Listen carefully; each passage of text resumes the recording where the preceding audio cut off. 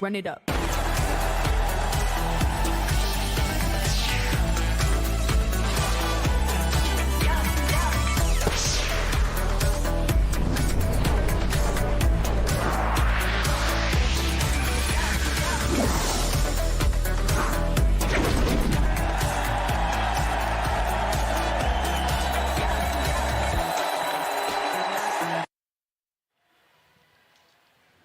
A very good morning wherever you may be watching around the world.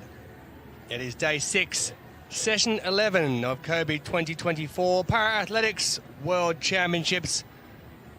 We're at the Universiade Memorial Stadium in Kobe, built back in 1985 for the World University Games. Yes, Kobe is the place. A quite stunning venue it's been as well. Wonderful host. And there is a lot more to come before we finish, I can tell you. 4 days of these championships still remaining, including today. The rolling hills around Kobe, providing a quite scenic setting on a day that will deliver 7 gold medals in the morning and 10 in the evening session. They just keep on coming with the golds. So do the crowds. Many school children in again today, enjoying the atmosphere. We saw some at the underground train station yesterday after the morning session. High fives all round. They were loving it. We get underway this morning. Men's javelin throw F34. The World and Paralympic champion, Saida Fruz. Rawa Talili looking to add the discus to her shot put gold medal in the F41 throw. Jose Lemos, he's already won gold in the javelin. Looks for men's long jump T38. They're getting underway just before 10 a.m. local time. We have a couple of finals in the women's 400 metres T47, also the men's 400 metres T37. Then we get into the men's 100 metres T36 heats. No James Turner in this one, defending champion. He doesn't start. Sachin Kalari, the world champion, men's shot put F46. Greg Stewart, the Paralympic champion, up against each other there. Tin Yuan, women's 100 metres T54, championship record in the 5,000 for gold, silver in the 1,500, bronze in the 800, and at the end of the day, it's the men's 1,500 metres T54 for the morning. Jin Hua, championship record in the heat for him. The lights will be on this evening. Thankfully, we don't need them now. It's another glorious day.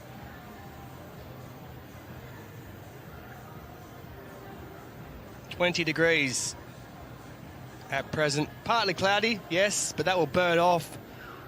A wind of 10 kilometres per hour. It doesn't actually feel that way at the moment, but there usually is where the long jump pit is in the home straight. There's a slight breeze. You can see there it's a nice warm morning with the fanning of the face.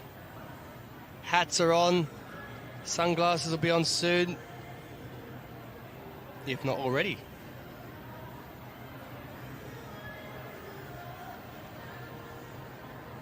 The binoculars do come in handy.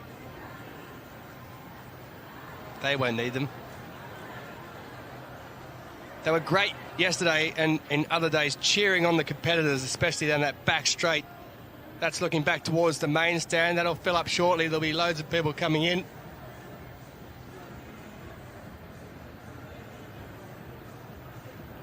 Yeah, we're just up to the left of that main Kobe 2024 sign. Those white seated areas up there. I'm Tolson Tollett. Will Downing is with me. Steph Reed, who's been with us the whole way through. Former world and European champion. She knows what it's like in the big occasion.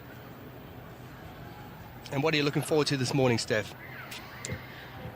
I have to say that showdown in the men's F46 looks pretty exciting, especially because we're seeing Greg Stewart come back after he announced his retirement. Decided actually I would like to come back, and he was one of those athletes who achieved the pinnacle. I mean, he won Paralympic gold in Tokyo, but I don't think we ever saw his full potential. He was just in the sport for too short a time, and so I think he will have a crack at that world record. Well, that's where he'll be, down that area there, as we get that morning session underway, he'll be either in that area we just saw or a little bit further across. They're setting up now for the opening events in the morning with the men's javelin throw F34. That's a seated category. And then we've got the women's discus throw F41 for those of shorter stature.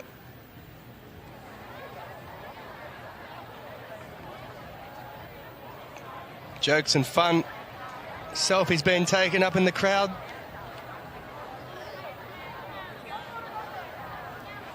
The best part I like about this is that they're so colour coordinated, these schools who come in, that you know exactly who is where, and very difficult for anyone to get lost. Unlike us, we get lost walking out of the stadium. Now there's the long jump runway.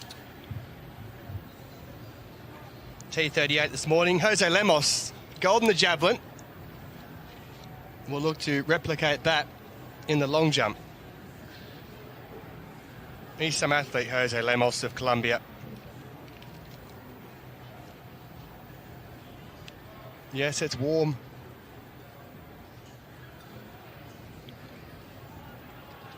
Just by the way, in that long jump I'm talking about there, the men's 38, the reigning champion Zhu Dening is not competing, so it's an open enough field, and there's a crossover in events, and we talk about it all the time. Ryan Medrano goes in that, who won silver in the 400, he was 5th in the 100. Zhu Peng goes as well, he picked up bronze in the 100. So there is a crossover, and you've got the long jump and the sprinters. It works pretty well indeed. Well, we know that lady, don't we? Roa Talili. She goes in the discus throw this morning. 10 World Championship golds, 6 Paralympic game golds. Is there anything she hasn't done? She holds the F41 world record and championship record in the discus, as well as the shot put, and we'll see her going very, very shortly.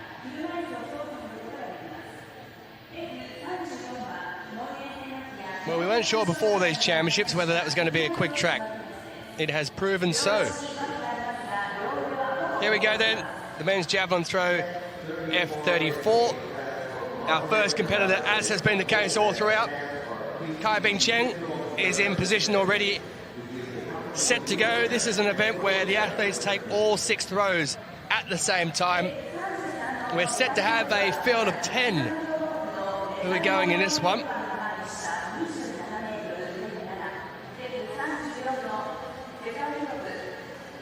A power event, if ever we've seen one. We talk about the javelin throw standing, the seated category.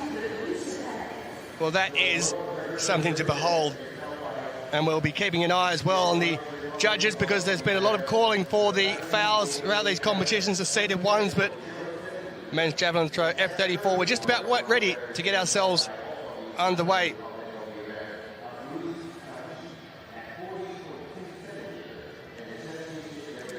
This is our start list for the men's javelin throw F34.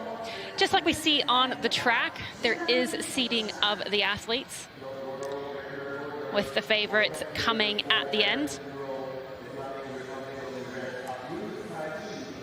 The men are just being lined up to be introduced to the crowd. Before every event, the stadium announcers have been going through the classification, explaining it to the audience, producing a very educated crowd here in terms of parasport. We have 10 athletes going. Now he's first in the lineup, but he will be last to throw. Saeed Afrouz of Iran. Iran is an absolute powerhouse when it comes to the throws, and this man is no different. World record holder and reigning champion. Colombia's Mauricio Valencia. There was a time when he was king of this event. He might be tired of coming in second. Iraq's Hussein Kafaji, 26-year-old, comes in with a PB of 36.60. Colombia's Diego Menezes Medina, double bronze in recent history. Zhang Zhongqiang of China, 9th in 2019, 4th in 23. He is on an upward trajectory. Hüseyin Kadi of Turkey. Dominant in the past, but there's been some stiff new competition. Lin Wenbang of China. 31.19 season's best. Karolis Verkutis of Lithuania just missed out on a top 8 finish in 23. Azadine Nwiri of Morocco, huge success in the shot put. Olympic champion, but just 7th last year in the javelin in this event. And up first in the order, Kai Bing Chen of China.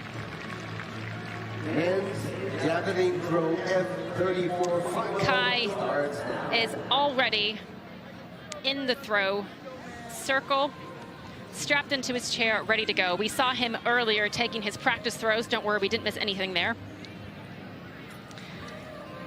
Now, if you've been with us all week, you will know the drill by now. We always kick off the morning session with a seated throws for the very practical reason that they can take a long time to get through. All of the athletes will take a little bit of time getting strapped into their chairs. It's a process, but they have to take their time, make sure that they have a strong and solid foundation to throw from. Now, Kai's at first opened with 23.12. Now, this is a men's javelin throw F34, but Kai is the only F33 in this event.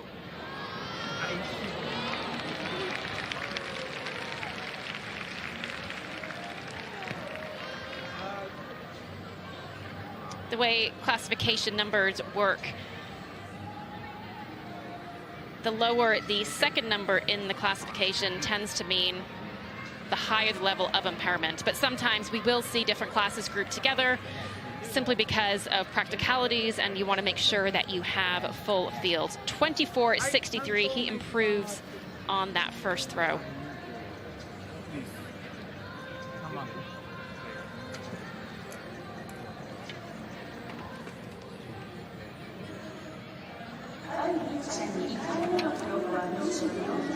This will be a tall order for Kai to get into the medals in this men's F34 javelin. However, he did very well in the shot put at the recent Asian Games, coming in first.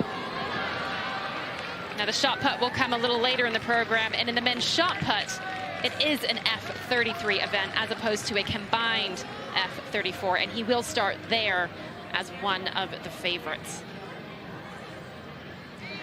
Now, Telson, we have been seeing a little bit of drama in terms of that man sitting there with the flag watching. Yeah, never a nice job to be the judge when it comes to a seated competition. I think there's so much pressure, and they have to be very quick in making a call, whether it be a white flag or whether it be a red flag, with the legs and the backside having to be completely down. That's why the strapping is there, and you can see in the background the judge looking very, very carefully as the athlete Bing Chen throws that javelin, and the white flag goes up just on the right of screen there. So far, everything going to plan. Very much so. That was a PB he just threw. Just 23 years old. We didn't see Kai in Paris. Now, that world record, by the way, in the F33 is 27.07, so it'll be interesting to see if he can actually push himself out, especially in the last one. That one there won't be getting any better, but in the last one, to see if he can make up that 65 centimeters to get himself up to the world record mark.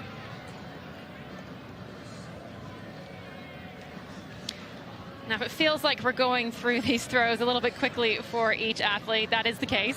They have to take them all in succession. They can take a break in between the first 3 attempts. Some athletes choosing not to take it, thinking, hey, I'm in my groove, I'm going to keep going.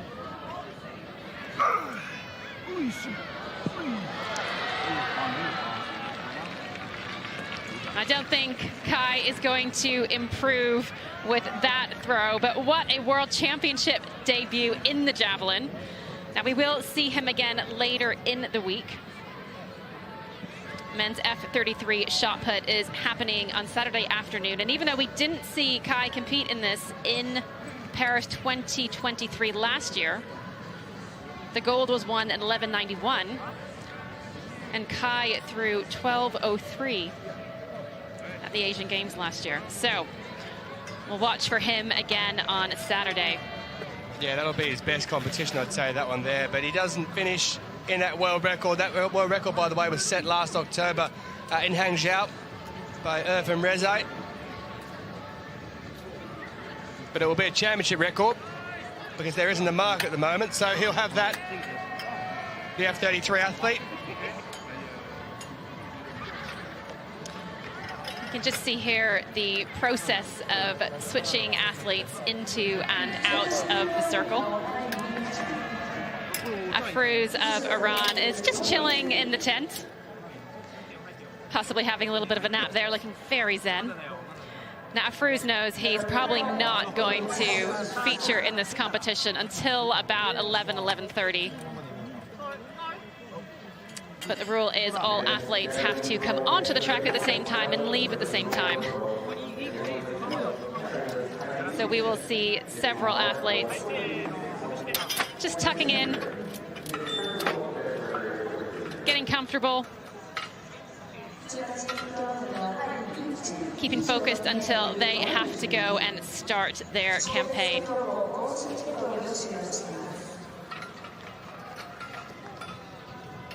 I think one of the hardest things for athletes is just the waiting around. It's the waiting around that's when you really have to work hard to control those nerves. Once you're out there doing your thing, doing the thing you do day in and day out, then it's fine, but it really is that waiting. We'll see these men later in this javelin throw competition as well. All smiles at the moment. That's a very fancy chair there, looking like a wheelchair basketball chair. And we've seen a few of the athletes doing this just to keep themselves warmed up. We don't always associate sprinting and sprint power with the throws event, but throwing requires huge amounts of power, and often throwers, both ambulant and seated throwers, are excellent sprinters. Maybe not over the full 100, but definitely over the first 20 meters. Bit of a gun show on display there, keeping the crowd happy. Others choose a more restful approach.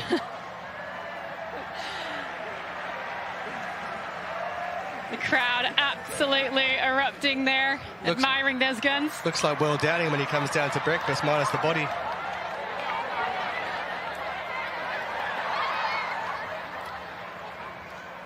Thanks for the memory. Well, good morning. Just a couple of words for you about the men's 1500 meters T54 final, which comes up later in about 2 hours' time. There are now 10 starting instead of 12. Samuel Rizzo of Australia, Cedric Rave of Mauritius do not start. China, 15 titles today. Excellent victory, world record yesterday on the track for Wen Jiayan.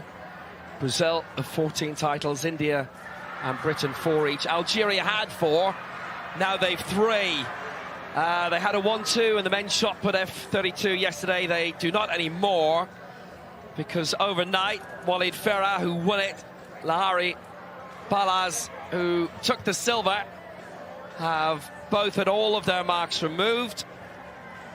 And so Alexei Churkin, neutral athlete, has taken the title in that instead. And Athanasios Konstantinidis and Demetrios Zizidis, both of Greece, silver and bronze. That's under review. Obviously, camera footage was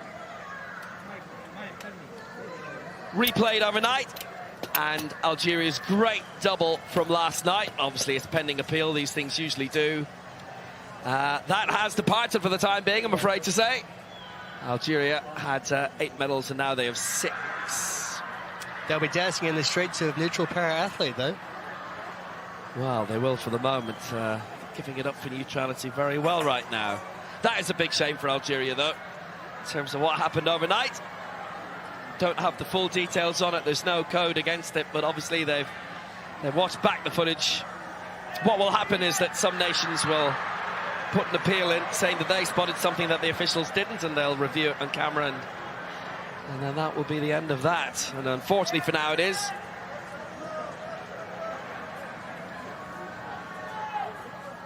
Someone might want to tell these javelin throwers there's an actual competition going on down there as well. They are putting on an absolute show for this crowd. We've got a mini sprint race going on alongside the javelin throw, and some of the kids in the audience looking to emulate that muscle position we saw earlier. Well, some of the kids might be looking to emulate the lady who's the favourite to go in this one too. There she is. Talili of Tunisia. Already has the shot put gold medal. She's the reigning discus champion. She's got world records everywhere. World golds, Paralympic golds.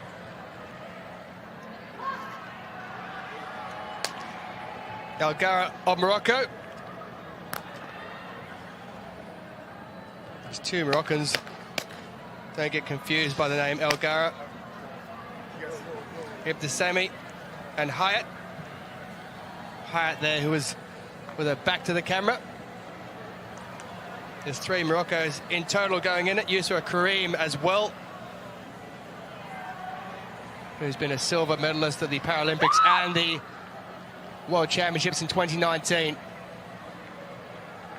So there's our field with the season best for those who have one.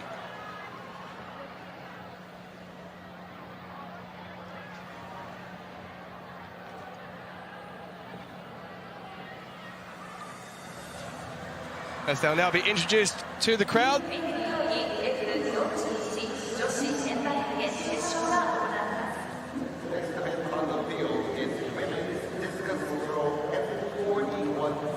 It's always the hardest part, making sure you get lined up in order.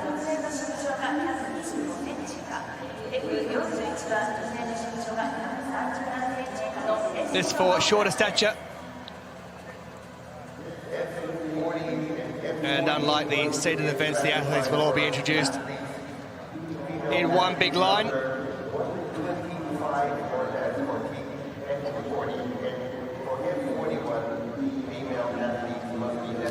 Great thing about athletics, para-athletics, is that events always get underway on time. The schedule is always kept to as best as possible. There's a field of 9 set to go in this one.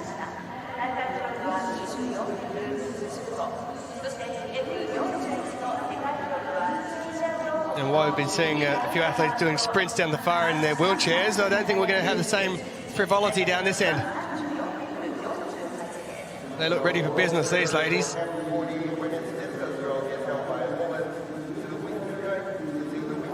There are 2 F40s going in this field as well. The rest are F41s. It is an F41 event. But as Steph said a little while earlier, when it came to the javelin throw, that they are grouped together at times to make sure that we do have a competition.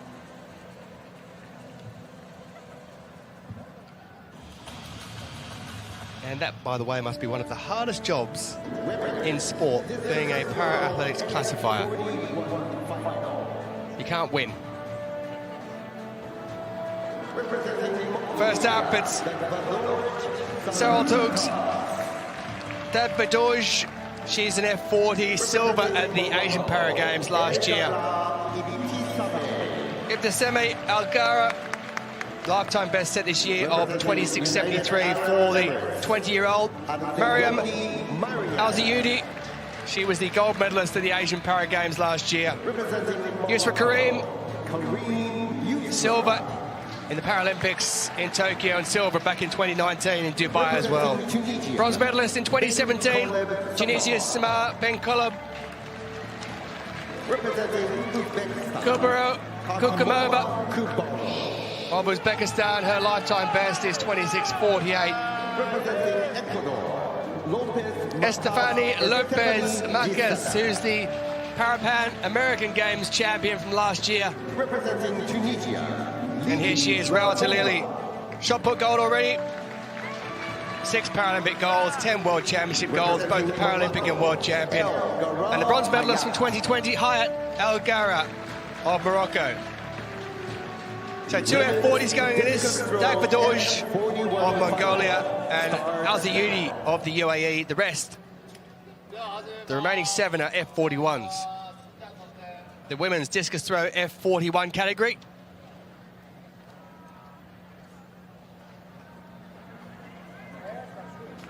And it will be an F40 getting us underway. Season best of 1991 for Saraltug's Dagbadoj.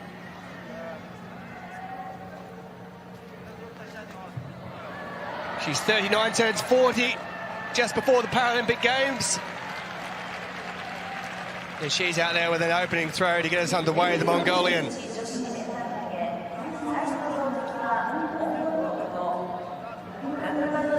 So that's season best of 1991. That's the 25-metre mark you can see out there, just the left of where the judge is putting that marker down.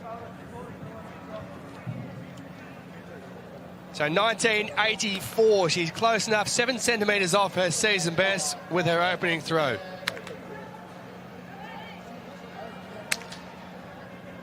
So there are 9 in this event. We'll drop one out after the opening 3 throws. And next up it'll be Ibtisami El Gara. Turned 20 years of age back in February.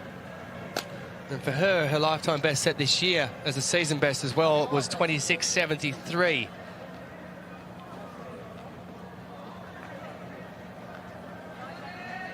Just to let you know about those world records and the championship records in the F40, Renata Slavinsky with those, and they're quite some distance out, up in the 24-metre mark. Well, that's over the 25-metre mark, that one. For the F41 category athlete, El Gara of Morocco. Ibtisama, 26.73, the lifetime best. There was a scream out there. I don't think it's going to be up near that. It's around the, between the 25 and 26-metre mark, I'd say.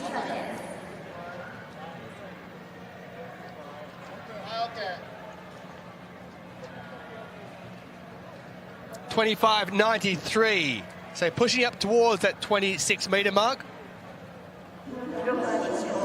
She'll be happy with that as a first-up effort. Al-Zayudi of the UAE, the Asian Para Games champion.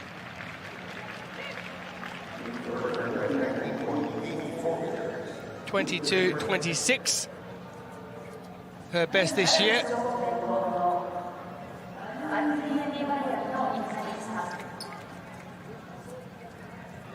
Well, I wouldn't say it was a look of happiness as she walked out there, because she's certainly not up near her best. 18.53 for Al-Zayudi. So she's a good 4 metres off her lifetime best set this year. We're positively rocketing through in the women's discus throw at 41.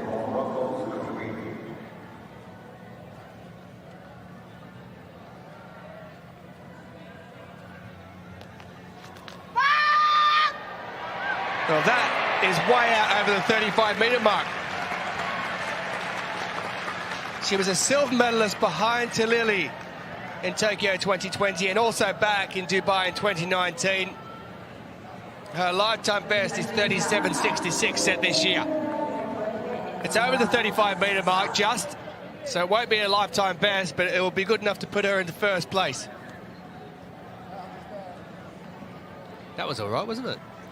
Joe, we've had a few upsets already this championships, and Talili seems like one of those athletes who is just never going to get beaten, but who knows? Well, it's a 35-45 effort, and it has broken the championship record of Rawa Talili. The championship record leading into this was 34.48, set in Dubai when she won and beat that lady, Karim, back in 2019. So Talili will be up shortly. She has some work to do already. Ben Collab now. of Tunisia. Bronze back in 2017. I thought she was just about to go over the front of the circle then, and she managed to hold herself up just. It's just over the 25-metre mark. Well, it's got interesting all of a sudden, hasn't it? And we're already in the first round. Yusra Karim. She's twice been a silver medalist to Rawat Talili. Could there be an upset on the cards? This would be a turn-up for the books. Nothing like creating a bit of decent competition. And here comes Kakamova. Uzbekistan always well represented in the throwing events. And that will be a foul. Didn't get out of the netting. So first up, X against the name of Kubero Kakamova. Just lost it way out to the right there.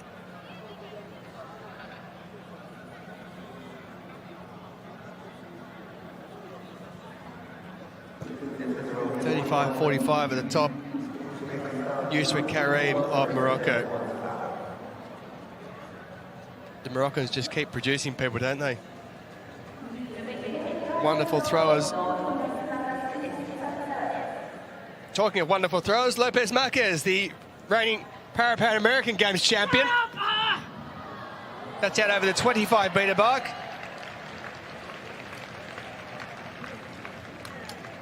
She is a 30-metre thrower. 30.27 is her lifetime best. Hasn't lived up to that this season, though. Just over the 28-metre mark this year.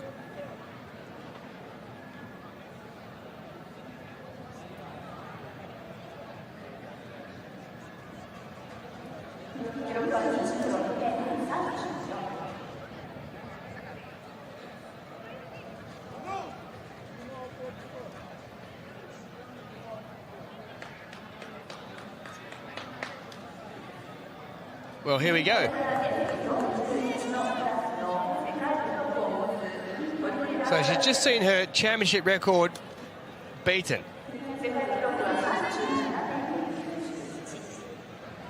How was she respond? Yusra Karim, also an African. And that is out around the 35-metre mark, but it will be under. So she won't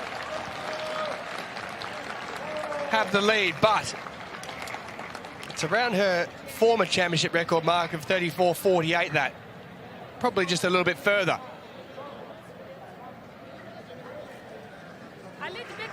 .37.91, that lifetime best, which is a world record she set in winning gold back in Tokyo 2020.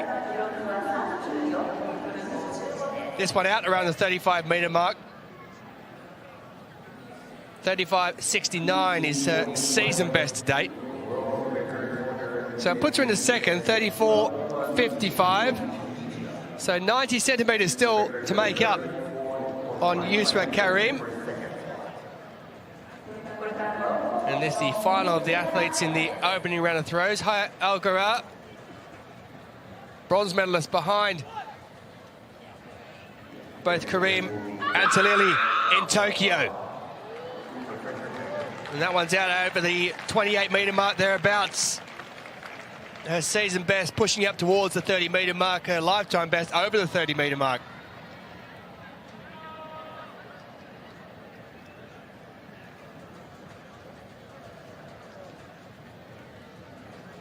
So it may well look like a race in two when it comes to that gold medal, but what a race we're going to have.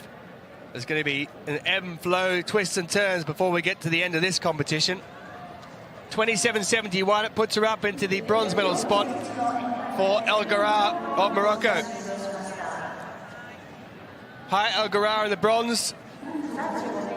Rawat Talili of Tunisia currently in the silver medal position. And it is Yusra Karim of Morocco who holds the gold medal place as we head back down to the men's javelin throw F34. Over at the other end of the field, we have had Azzedine Nwiri go.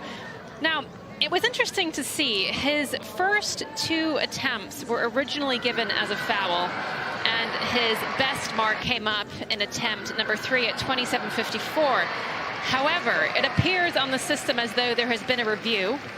Those first 2 marks have now been given, and he now has a season's best throw of 28.66. It's not been updated there in that graphic, but I'm giving you what I have on my system.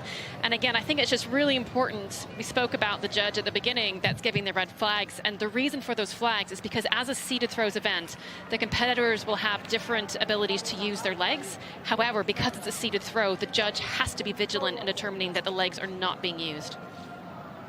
So we've gone through the opening round of throws and the women's discus throw F41. Just give us a quick summary, Steph. So when there's a throw that's taken and the judge next to the chair puts his red flag up, they take the mark and they keep it just in case there's a protest against it?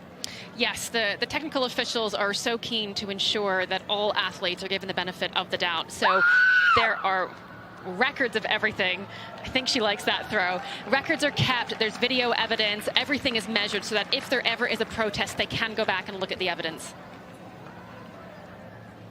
So we're into the second round of throws here, the women's discus throw F41.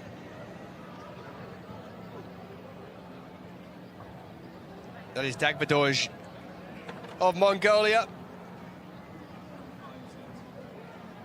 So 25.76 with her second throw, not as far as her opener, so she stays where she is in 5th position, in, I should say, 7th position. It is a season best.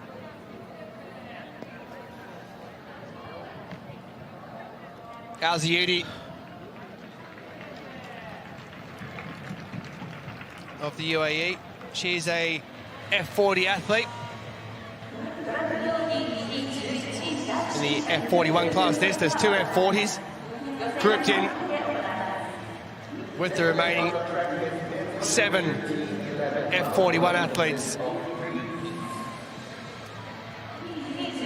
17.74 for Al-Ziyudi, who won gold in this category last year in the Asian Para Games.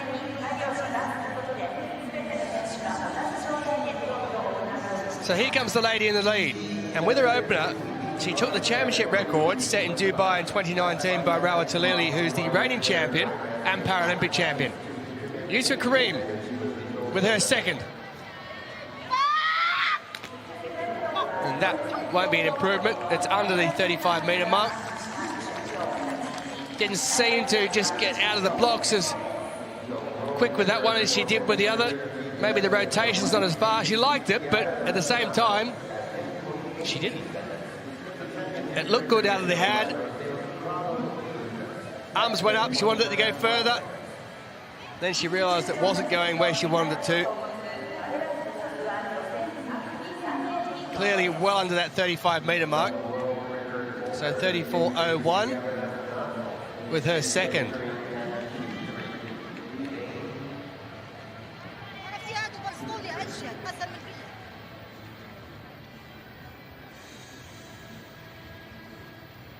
We have a track program this morning as well, and it will be 100-metre races that get us underway. T11, and it will be the men's 100 metres T11, the first of 3 heats to go. It is the complete visual impairment category, so all the runners will go with a guide. On lane 3, representing Nasos Gavalas, the reigning champion in the world and the Paralympic champion, as well as being the European champion, goes in the third one. Di Dong Dong goes in this, bronze medalist back in Tokyo. He's also the Asian Para Games champion. Eduardo Ucedanovas, who took silver here over 400 metres already, the 23-year-old, will go in lane 5. And the man who made his championship debut back in Dubai in 2019, Alfred Bernardo of Namibia, will go in lane 7. It is only the first who automatically qualifies through to the final, and then over the 3 heats, we will find the best extra qualifier to go through. On your marks.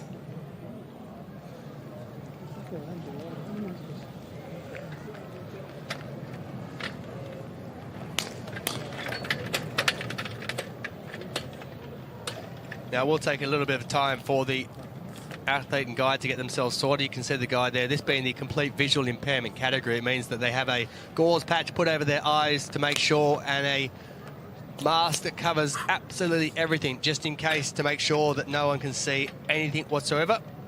But in this class, as they're classified, they have a complete lack of vision.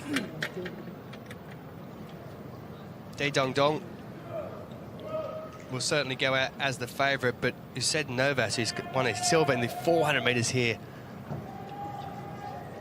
would fancy his chances. D in 3, Usaid Novas in 5, Bernardo goes in lane 7. So we get complete silence at the beginning because this is the complete visual impairment. They need to hear that starter's gun nice and loud, and D did just that. Di Dong Dong is going to take it out in front of Usaid Novas. Di Dong Dong goes across in 11.36 seconds. So he will qualify through fastest of all. Slight headwind, nothing too much to write home about. But D will take it ahead of Usaid Novas of Spain, who will now be waiting to see if he goes through as one of those quickest qualifiers. 11.35 for D. It is a season best for him, and he looked quite strong. He did look strong, and I'm always amazed when I watch these races, particularly the block starts of the 100 meters, which are so important, because as a sprinter, I can confirm it takes years to learn how to come out of the blocks powerfully and effectively, but to then have to learn how to do that in perfect synchronicity with someone else. They spend so much time together, those guides, and I think everyone appreciates that partnership that they have together. Well, it's an education for those young school children watching on as well. They'll learn all about para-athletics and how things work, and as always, when they're on TV, they'll be very, very happy indeed and give the crowd a bit of a wave. They'll realise they're on TV in a second. Bit of pointing. Always wondering where the camera is. Not sure whether to look at the screen or look at the camera. That young man's lost in thoughts. Wondering what may be for him in the future. Work hard at school, and your future will take care of yourself, young man. It's a warmish morning. Not much of a breeze fluttering about. What is fluttering about, though, is the discus. And it may well flutter even further now, because this lady has some work to do. She's 90 centimetres short of seeing her championship record that was taken by Yusra Karim. Hi, Algara rushes over to get the discus and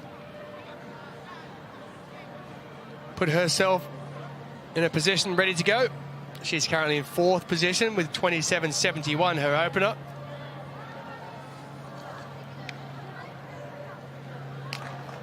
It's a real good morning for throwing the discus, actually. Not much of a breeze out there. Bit of cloud cover. Well, she's dropped the discus and put it down, so we're just waiting to see what's gone on there, whether she's ran out of time, maybe.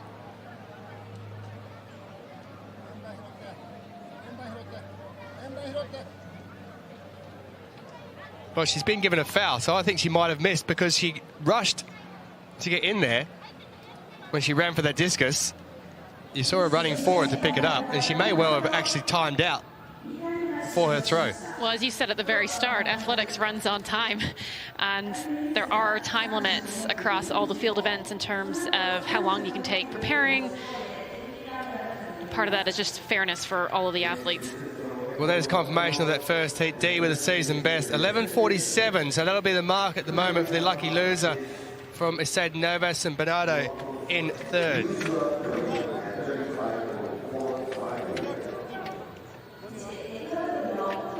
Second heat of 3 incoming. 4 going in this, and they have all been major championship medalists in their time, so it's high standard stuff. And in terms of the T11, guides mandatory, hence only 4 per heat, and only 1 then going through.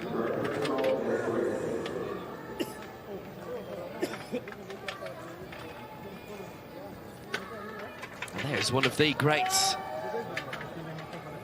Ania Shikongo, gold in the 200 in 2016, the first Namibian to ever win an Olympic Games or Paralympic Games gold medal. Not even Frankie Fredericks did that. I think they've had 1 or 2 really good boxers in the day as well. Ye Tao, more specialist in the long jump. He's medalled in each of his 3 previous championships today. Bit of bronze in the 1 in the Asian Games last year. Felipe de Souza, gold in the 2 in 2015 in Doha. He's followed that up subsequently with a 400 meters title last year in Paris. It was bronze in the 4 this time, though.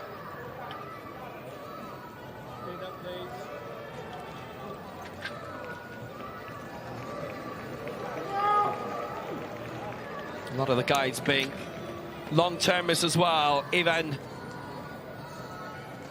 Chiuju alongside Ania Shikongo. They'll all get their own individual introductions as well. Bit more overcast this morning, bit cooler, bit chiller than what we've had so far. Day 6 of 9. It goes so quickly.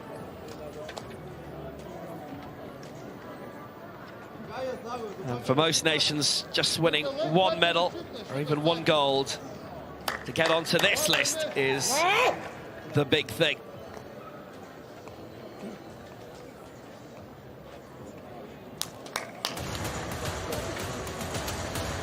Men's 100-meter T11, round 1, heat 2.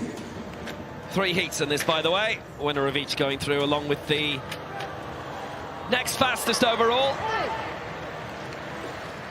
In lane 1, representing... So in lane 1 for Namibia, the 2016 200 meters champion, silver in the 4 in Tokyo. For Namibia, Ania Shikongo and his guide, Ivan Chiuju.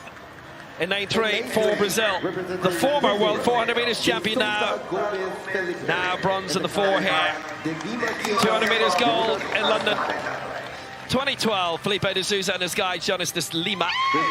In lane 5 for China, bronze in the 100 in last year's Asian Games at Hangzhou, Ye Tao and his guide Tian Haoyu. And in lane 7 for Uzbekistan, bronze in last year's Asian Games in the long jump, Urganbek, Egam Nazarov and his guide Sadar Bakhtirov. Men's 100-meter T11, round 1. It's only the winner progressing then. Starts now. Reasonably all well matched in terms of lifetime best. It's early in the year for a championship. Shikongo and de Souza with Paralympic golds. Yay, and Egam Nazarov with medals in last year's Asian Games, so still very current. And 11:47, the fastest losers time coming up from Eduardo Uceda of Spain.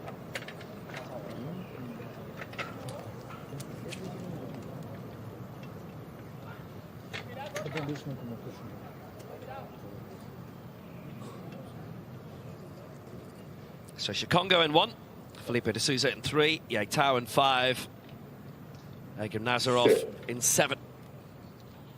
Start, please. They're just going to reset. Just a little bit of movement. And that won't have anybody, I think, in any trouble, really.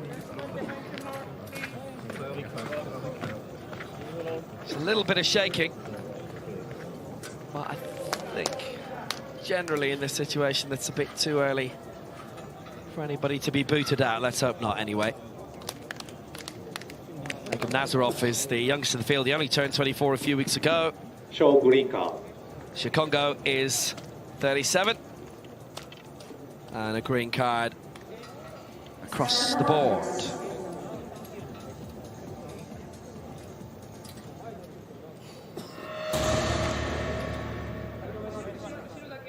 which is all right for them. So again, the winner to progress, Shikongo of Namibia. Christchurch 2011, bronze in the 400 meters was his first major championship medal. Did that at the age of 24. He's not actually won a world championship gold before, which is one of those little curiosities. His silver in the 100 last year was his 6th world championship medal of his career. So Shikongo in 1, D'Souza in 3, Ye Tao in 5, Egim Nazarov in lane 7. Winner progressing to the final. Now they're away. What a good start that was by Ye Tao. He's well clear here for China early on. D'Souza trying to fight back for Brazil. Ye Tao's got this one in the bag, it looks. Ye Tao, good fight back by Shikongo, but Ye Tao just looked to have edged that slightly. Oh, and well, it's T11. And he didn't see that box that was covering some of the starter blocks that'll be used later. Ye wins it, 11:48. Hopefully that didn't end up being too harsh on him. Well, he and the guy diverted along there. It's complete visual impairment. Shikongo pipped, by the way, into second spot, but that was a little bit nasty right at the end for Ye Tao after he had won that one. I think that just really confirms, one, how difficult it is to run blindfolded, and they really can't see anything. You were mentioning earlier about the guides and the longevity of them, and I think so much of the success in a country really depends on their ability to train and retain guides, partly because it's such a specific skill set, but also because they have to run really fast, and there's so few men that can actually keep up. Well, Shikongo, the former Paralympic champion, is out, 11:55. It was really nasty for Ye, but thankfully it didn't look as if he was very heavily caught by that. Certainly was able to walk away straight away, which is always a very, very good sign.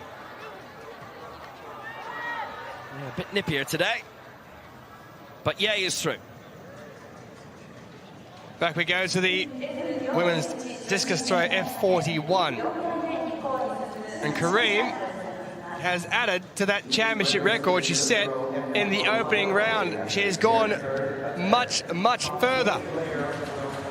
So 35.45 in the opening round. She broke Rawa Talili's championship record from 5 years ago.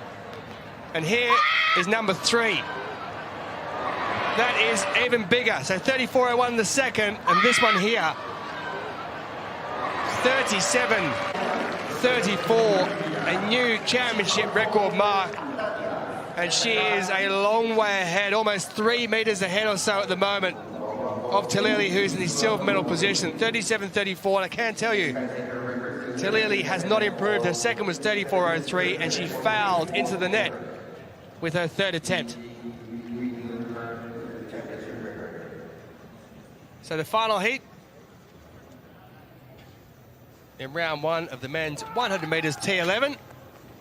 But here's the results from the second one. Ye Tao take you at 11:48, season's best. Shikongo out, as are the rest. So at the moment is Sid Novas, who still holds that lucky loser position. He's in the hot seat. And he'll be waiting with interest. Chris Kinder, already taken gold in the 400 meters. We saw him after the victory in the 400, a happy man when we saw him at the train station afterwards, along with the Namibian contingent. But there is at the top of the pile, Gavalas, the reigning champion, also the Paralympic champion from Tokyo 2020. Greece, number 1 in the T11 100 for men. So Kinder will have to come up with something extraordinary. If not, 11:47 is the time to beat for the lucky loser. The hot seat, which is Sid Novas is in at the moment.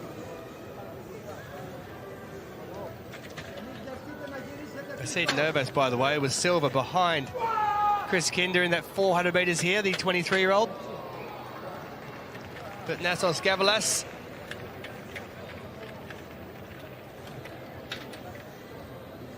he was a gold in the T12 medium visual impairment back in London 2012.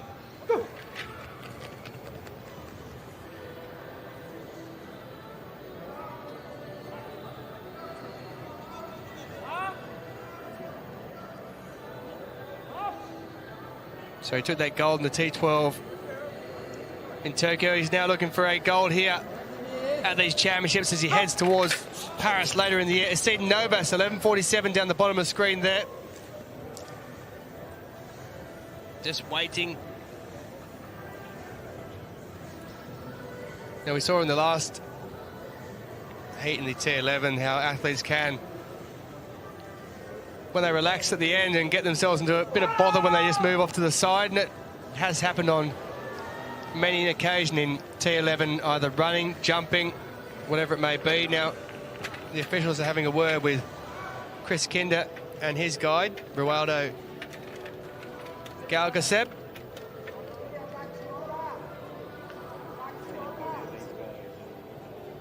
Only 3 going in this one. We had 3 in the first heat and 4 in the second one.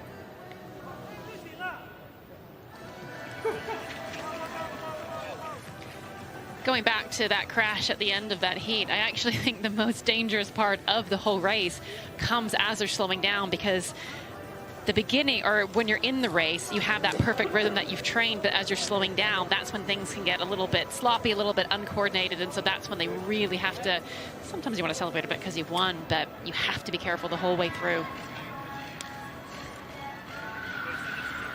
Well, I think maybe the officials are actually talking to the athletes about when they finish to make sure they don't go off to the right-hand side, because that's what happened in the last heat when the athletes move off to the right. That's where those blocks are, to the right-hand side, with the equipment set up there. So maybe they're just having a word with them, saying that make sure that when you finish you try and move off to the left and not to the right.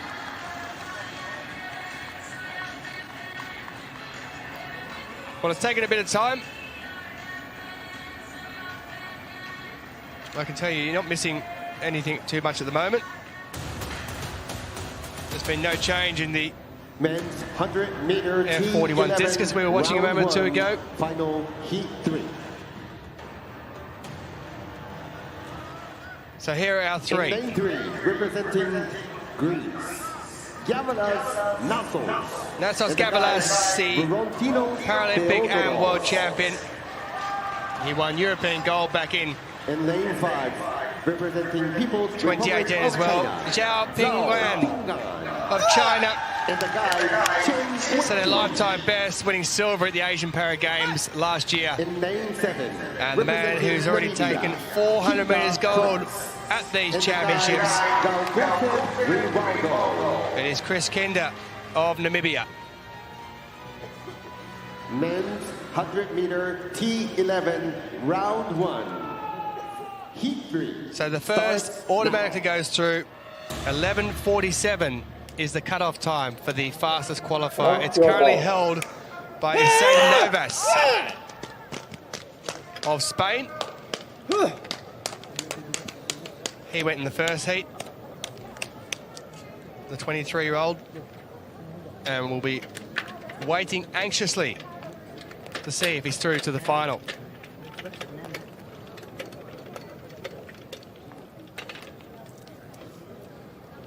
The final set to take place tomorrow.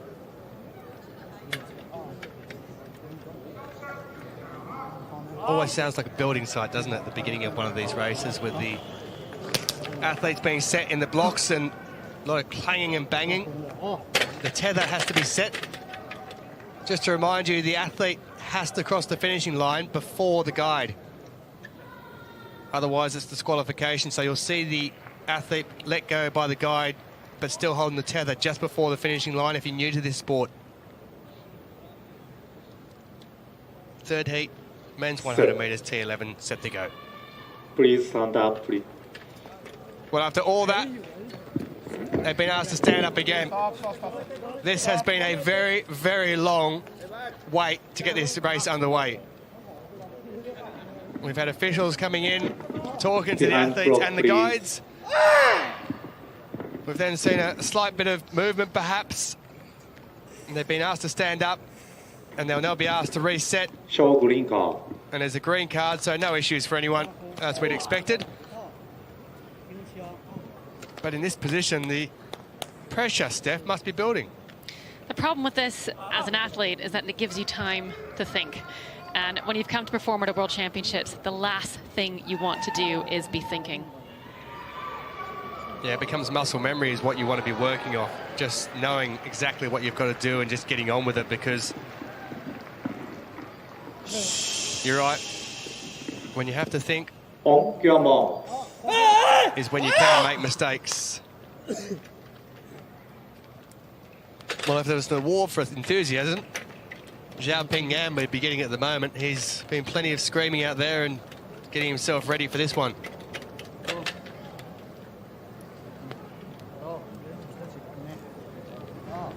Gavilas, that lifetime best at 10:82, set in a world record time when he won in Tokyo in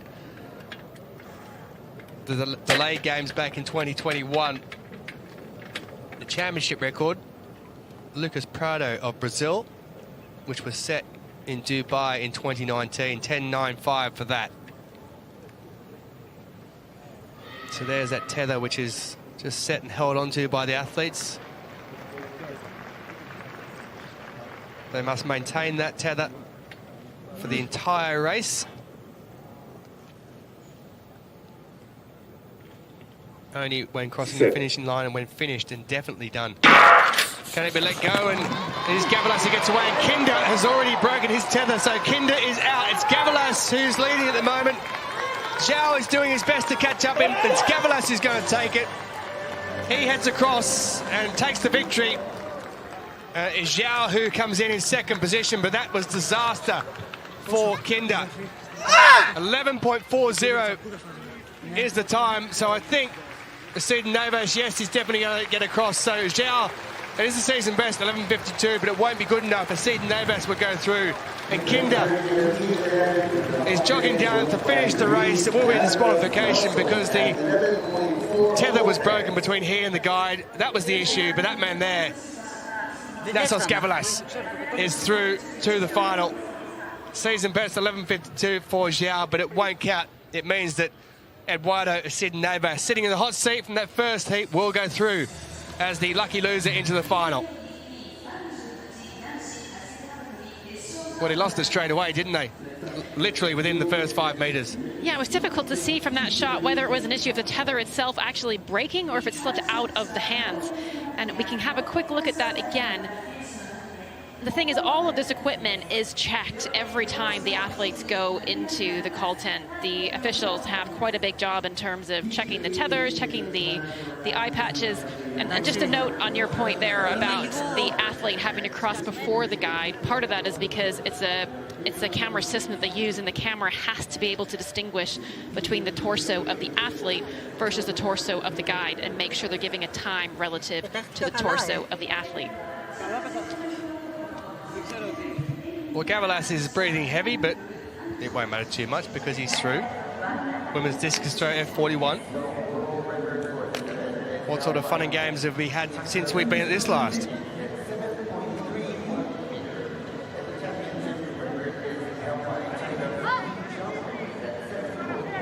Well, here is Hayat Elgara going in a moment or two's time. This Ibtisam, who's out over the 25-metre mark.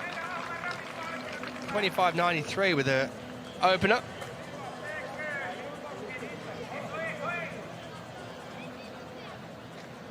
$26.73, that lifetime best.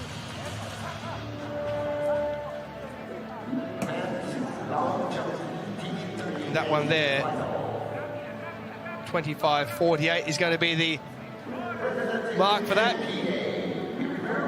So she stays in fifth position, does the Ibtisami Elgara.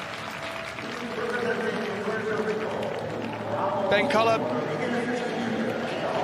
who's currently in 6th position, 26.41.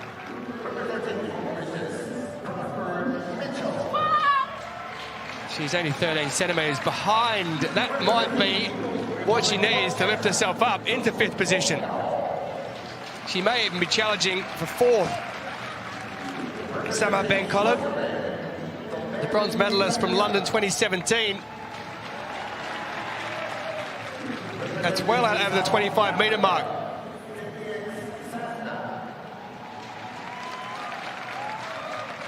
Couple of fouls, 27-25 for her.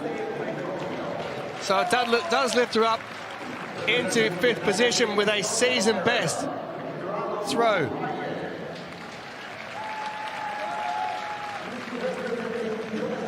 Hayat El-Ghara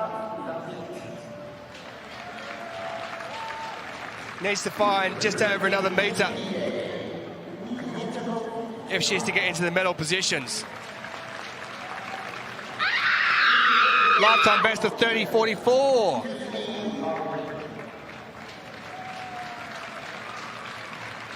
Not too dissimilar to her last one, that one. So 28.87 is the mark of Lopez, who is currently in 3rd position, the Ecuadorian, with a season best 28.87. Don't think that's going to be up to that. 27.40, so she stays 4th. She'll have one more to try and lift herself up into a possible bronze medal position. She took it in Tokyo in 2020. Lopez Marquez of Ecuador, who is in that bronze medal position at the moment with 28.87, season best. Now that lifetime best is 30.27. Can she get anywhere near that?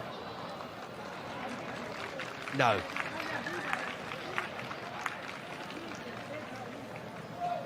Will not matter for the time being, though. And the thing is, when you're in this position, and the order they're throwing in now, as we say so often, the last throw, if someone is to go past her, she will have the right of reply because she will be up shortly afterwards.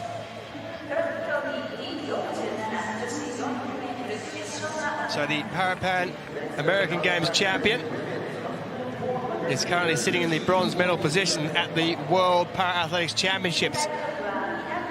Raul Talili, well, she's not having a great morning. She's dropped the discus as she's got in there. She's seen her championship record mark taken off of her. She has won the shot put here. She's defending the discus title as well. So here we go. Throw number 5, and that is a foul as well. And we may be on the verge of seeing something quite spectacular that we haven't seen for a while. Raul Talili picking up silver. It could well be the case. She just doesn't look at the races this morning, but that is absolutely no disrespect to Yusrat Karim, who's up next. Because she set a championship record, 37.34, and leads as they head into the last round very shortly.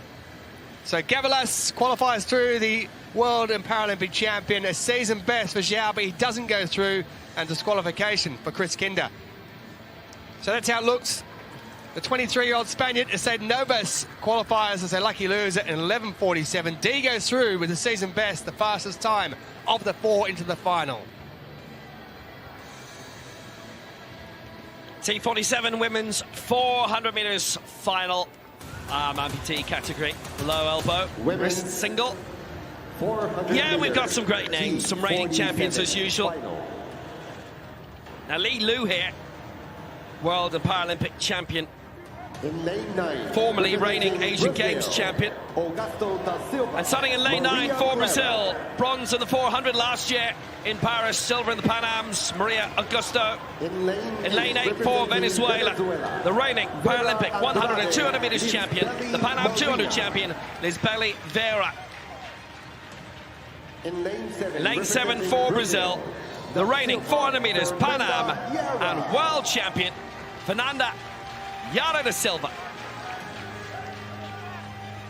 In lane 6 for Germany, sixth in the 100 meters final here from Bayer Leverkusen, Eula Ross. In lane 5 for Hungary, fifth in the 100 meters final here, formerly in the World Junior Championships, European Juniors in the able-bodied circuit, Petra Lutheran. In lane 4 for China, the former 400 meters world champion, the reigning Asian Games champion still, Li Lu. representing Chile. In lane 3 for Chile, the Pan Am silver medalist and bronze in the 400 in the last 2 games, Amanda Serna. And in lane 2 for Romania, in her first ever championship final, it is Tabita Vultura.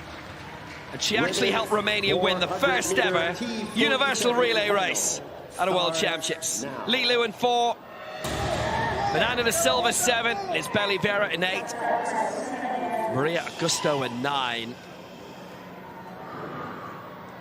It's a tremendous field. Lutheran had, as we mentioned before, just a bad car accident at the end of 2022, and within a few weeks was training as a para-athlete, had researched everything about it. That's quite amazing stuff. She's world-class, she's shown it. Fifth in the 100, she does have prospects here. Was 7th in the 4 in last year's World Championship. So Vultura 2, Serna 3, Li Lu 4, Lutheran 5, Ross 6, Da Silva 7, Vera 8, Augusto 9. The final of the women's 400 meters T47. And they're away the first time of basket. And it's a really, really good start by Fernanda da Silva. In 7, the reigning Pan Am champion, Vera in 8, who won gold in the 2. She was disqualified in the 4. She has a big point to prove after that. Vera going brilliantly in 8 and is visually in the lead. She's overtaken Augusto da Silva, who's on her outside, and she leads. Fernanda da Silva moving up. Well, 2 for Brazil in 7th. The reigning Pan Am and world champion right now is between these 3 from South America. Ross and Lutheran trying to fight back. But this is some contest. Fernanda da Silva out in front as they straighten up. Gold in the 4 last year in Paris, and also in the Pan Am subsequently. In Santiago, it's Fernanda da Silva leading. They're in 2nd. Ross beginning to move up for Germany, and Lutheran beginning to overtake. Da Silva's going to take the gold. It's silver for Vera, and it's bronze. I make it for Petra Lutheran. 57.36 the winning time. And Fernanda da Silva has successfully defended her title. A great start by Lisbeth Oliveira. Just found herself reeled in. A brilliant finish. Lutheran came fantastically in. Eula Ross, the 17-year-old, was 3rd with around 10 meters to go. Vera gets the silver. But what a surge to the bronze medal. And Petra Lutheran, I'm not sure she's aware yet. Maybe she is. But it's a lifetime best in 3rd. And Petra Lutheran of Hungary gets the World Championship bronze. Da Silva gets the gold. Great race, great finish. The 400 meters physiologically is such a difficult thing to sprint. And Da Silva was not in the lead. Vera Andrade went out so hard, but it really was around that top bend that Da Silva did the damage. And just there you see Lutheran coming through, just timing it perfectly. So much goes into the race, so much in terms of conditioning, but it's that ability to trust your race plan and to do it your way and not panic when other athletes go off too fast. So Fernanda da Silva retains her world title. Disqualified, remember, in the Paralympic Games in the 4 final 3 years ago. But what a finish between Lutheran and Ross. You saw that on the head-on. Ross so close to the bronze. She was 4th. It was Lutheran instead. Don't you just love it? Women's discus throw F41 still continuing. Now as we head towards the end, and we have set the bronze, silver and gold, the 3 of them. We just don't know in which order. This lady currently with a season best 28.87 definitely has the bronze, but the bronze will be what she takes. So no improvement there.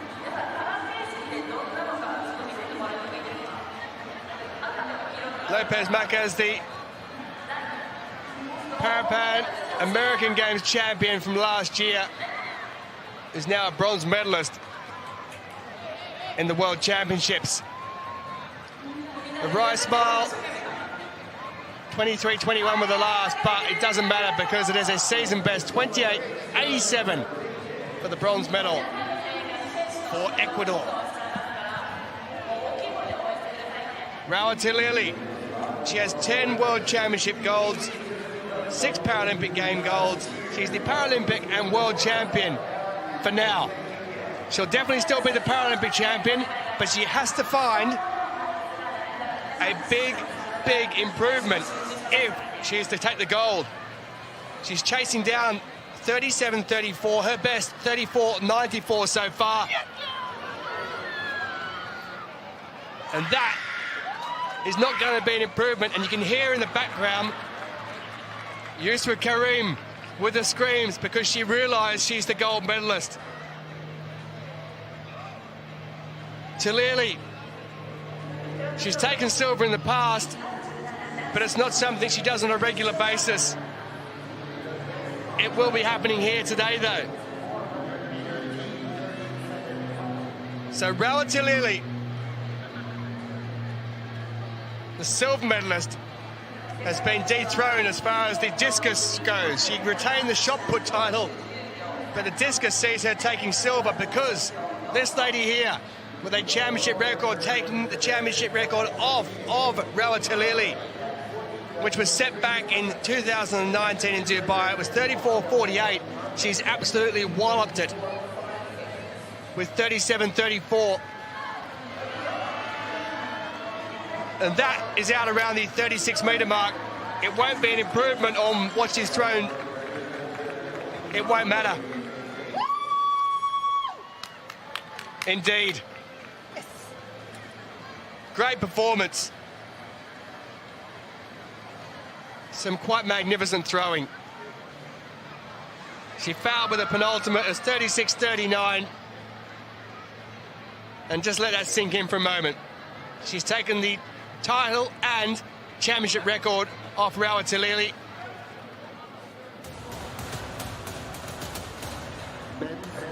Just shows the depth of what this sport has. Lopez Macas takes the bronze, but it is Yusra Karim with a championship record. Time now to move back to the track. Men's 400 metres T37, Mikhail Kotkowski, who's won silver here over 200. And he's a silver European Championship medalist, as well as silver last year in Paris. Andre Verdoven, Paralympic champion, also the European champion, with 10 World Championship golds. Taking silver already over the 100, gold in the 200. This man here, De Silva Chavez, bronze last year. Anton Feoktosov, the 22-year-old neutral para-athlete at his first major championships.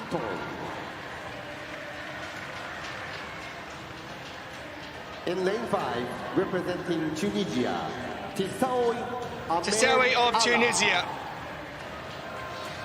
19 years of age, a bright future in front of him. 4, representing Colombia, The Pan American Games champion, Jefferson Suarez Cardona, will go in lane 4. In lane 3, And Ronald Rich, who is disqualified in the 200 metres final, Ronald. is going in the 400 metres final. In lane 2, representing Lane 2, Safwan Hamdi, Hamdi Sofian. 5th in the 200 metres, as he looks to improve on that and get into the medals in the 400. Men's So Verdoven, the world and championship record holder, starts world record set in the now. Paralympic Games in Tokyo, the championship record in Dubai in 2019. That's how they line up in the men's 400 metres T37 final.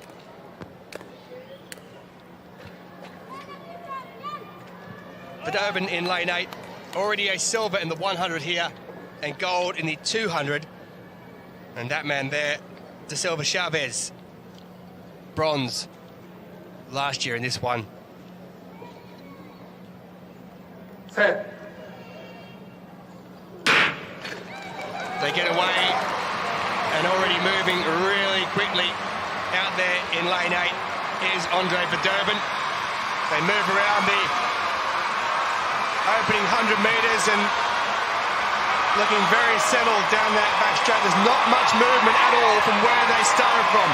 So with 200 metres to go, they're pretty much as they were. They're working their way around.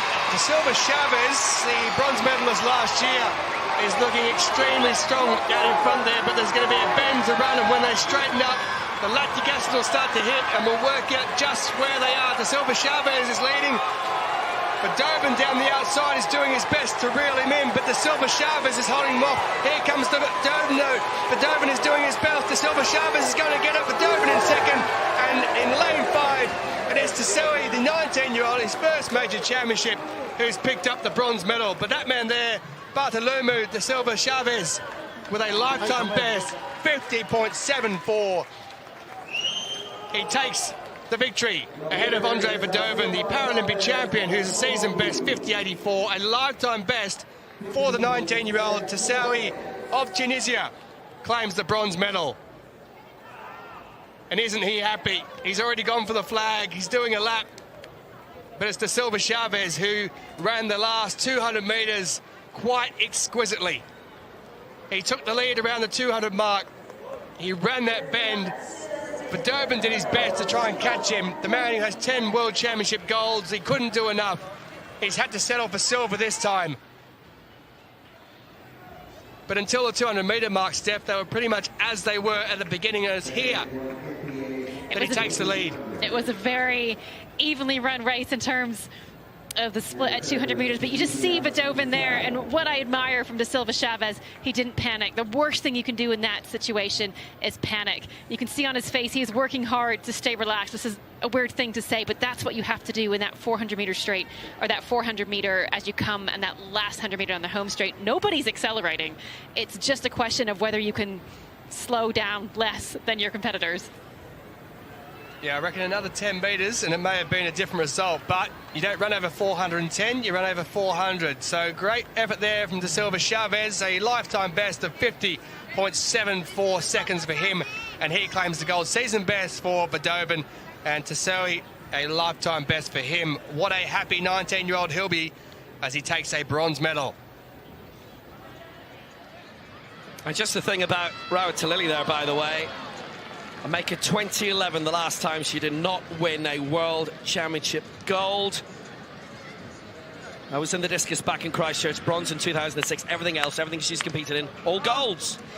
Now we've had some movement in the men's T34 long jump. Now I had a feeling this was going to be a good competition for Lin Wenbing of China, because as I watched his warm-up throws, all of them were over that 30-meter line. Now this was actually his only valid throw, and it was a good one. He ended up coming away with a personal best of 32.30, but the rest of those throws were all fouls. And I have to say, there are a lot of X's across this men's F34 at this point. We are 6 deep now into the 10-man field. And at the moment, Lin of China still stands at the top.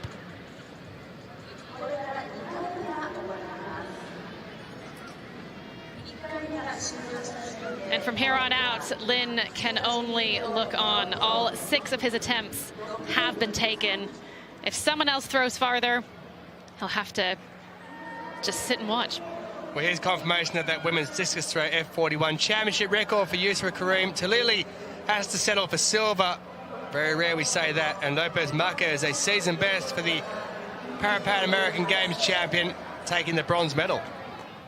And this is how it panned out. 28.87, a season best for Stephanie Lopez Marquez of Ecuador.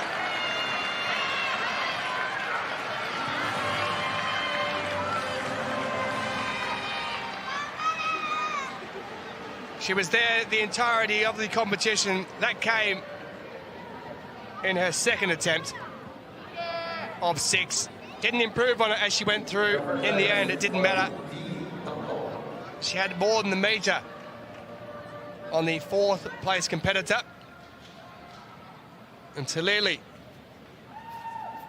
was the champion, no longer. 34.94 her best. That came in the 4th attempt. She went well over that 30-metre marker, but she just couldn't get up to the point she needed to be. 2 fouls into the netting in those 6 attempts. And the lady who has 10 World Championship golds only adds a World Championship silver to the shot put gold she managed to get earlier in these championships. So maybe disappointment for Talili, not what she's used to, but for this lady, Yusra Karim, a championship record and taking the gold medal. She was a silver medalist at the Tokyo Paralympics.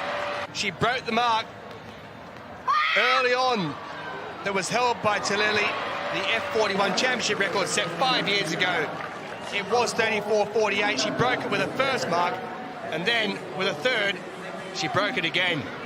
Yusra Karim of Morocco, 37.34. Talili of Tunisia takes the silver medal, and it is Ecuador through Lopez Marquez who pick up the bronze. Yeah, it just strikes me, those Lin Wen Bang marks, more X's than a Tarantino script. Fernando de Silva, gold for Brazil in the women's 400 T47. There's Belly Vera silver for Venezuela, and Petra Luther. And what a result for Hungary in third, just pipping Eula Ross of Germany. And the men's 400 metres T37 final, De Silva Chavez, lifetime best goal. Verdovin, the Paralympic champion, takes silver, and it is Tessoui, the 19-year-old, who picks up that bronze medal in a lifetime best. Back to the track, men's 100 metres T36. You'll see long jump action as well. That's the T38 final. Now, James Turner, the world record holder from Dubai, the champion there, the champion in Paris last year, is not actually competing in the 100 here. He's already struck gold this week, but he's decided to skip the shortest sprint of all. Here is a former world champion in the great Mohamed Pouzi, former Paralympic champion, former Asian Games champion too. He had the set at one stage.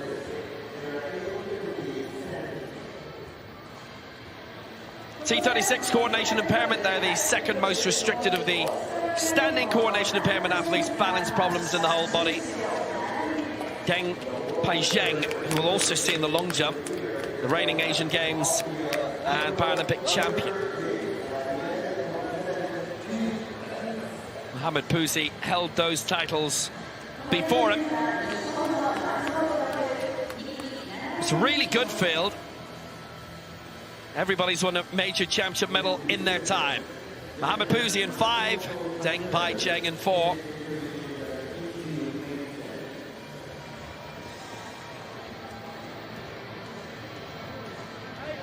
Two heats in this. It is the first 3 and the next 2 to go through it. These are semi-finals. Men's 100 meter T36, De facto. round 1, heat 1. So we'll start off in lane 3 from Oman.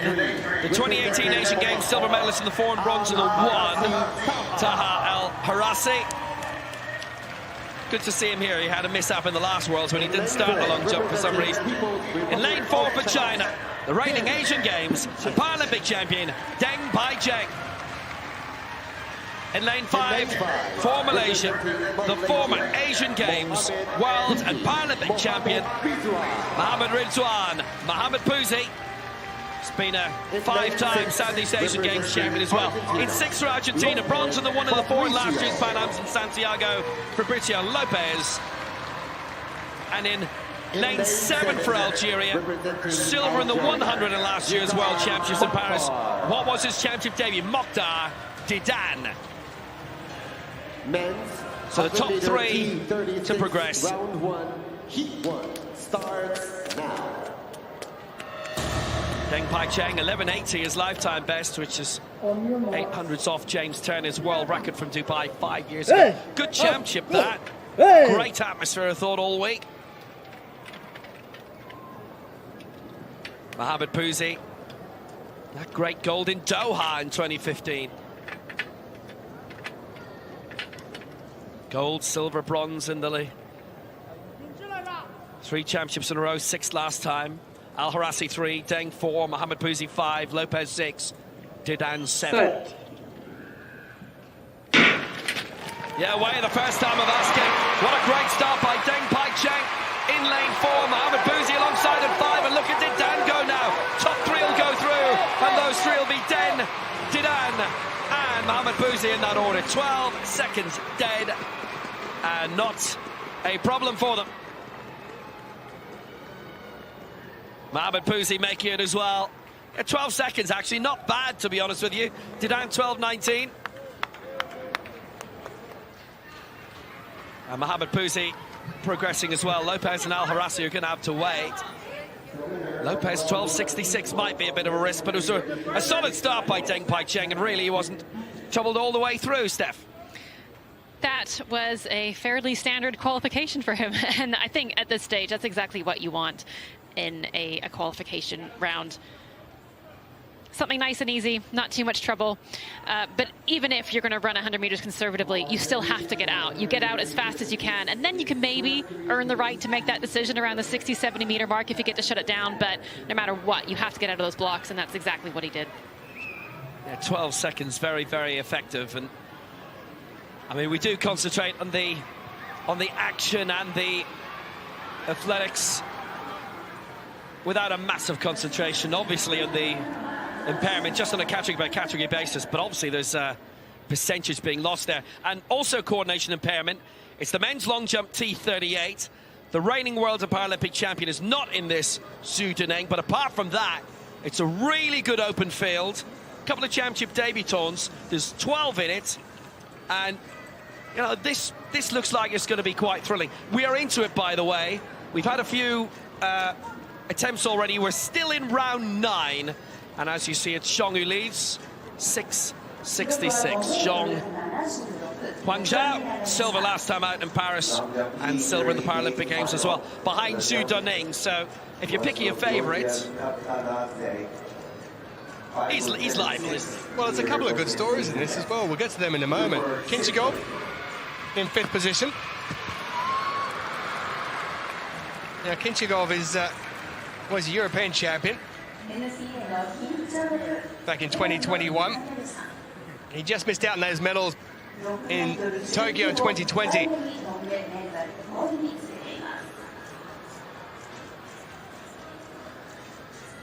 But the man who's just ahead of him, you can see there, Lemos. Well, Kinchigov's gone up into 3rd position with that season best, so didn't look too happy, but he's up into the bronze medal position. So the man who's dropped down into 5th, we'll see soon enough, Lemos. There's already won gold here in the javelin. Now that is a combination, isn't it? Javelin and long jump. But as we've talked about in the past, there's a run-up, isn't there? So it makes the difference. Yes. He's also in the shot as well. He is. Ari Cassini, coached by Irina Dovoskina and Sebastian Kuzminski. One of our former colleagues, Evan O'Hanlon, of course, was coached by Irina. And here goes Cassini of Australia. It's at around the 6 metre mark there. This was Evan O'Hanlon's category as well, T38. So Cassini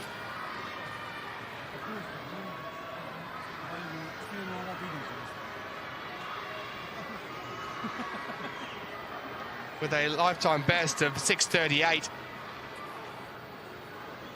He was 11th in the 2020 games.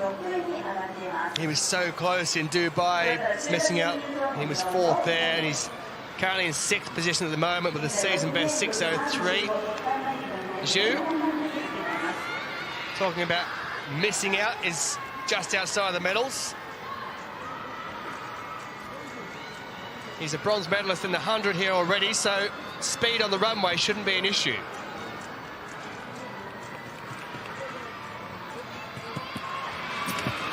It's up over the 6 metre mark.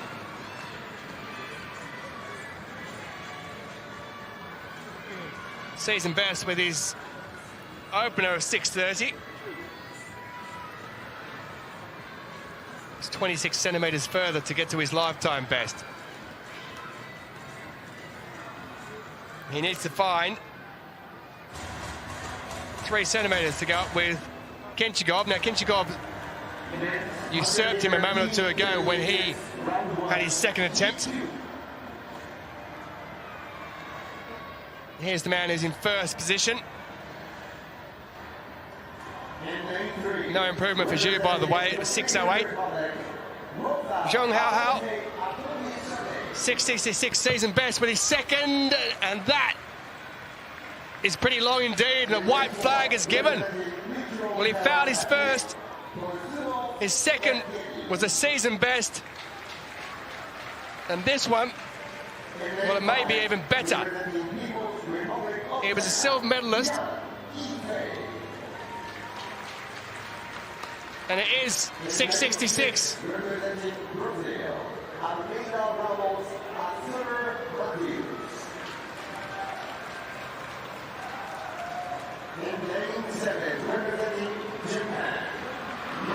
Well, it's all kicking off now. He won silver in Paris last year. He's in first position, Zhong. As we head back to the track.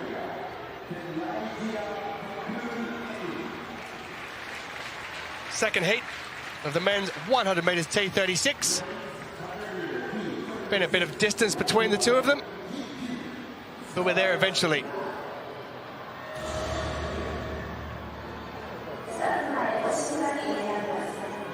Now you can see there 12.66 and 12.77 down the bottom left. They are the hot seat positions at the moment, because it is only the first 3 who automatically qualify, and then after that is the next 2 fastest that advance. Those, of course, from the opening heat from Lopez and Al-Harassi. We've got Rosa Almonte in lane 3. Tursunov, who was a gold medalist in the long jump in Tokyo, goes in lane 4. Yang of China, silver in the Asian Para Games last year, goes in 5. Almeida Ramos goes in 6 of Brazil. Matsumoto Takuro, who took 4th here over 400, will go in lane 7 there. And Thalagia of Algeria, who took bronze in the 400, will go out in lane 8.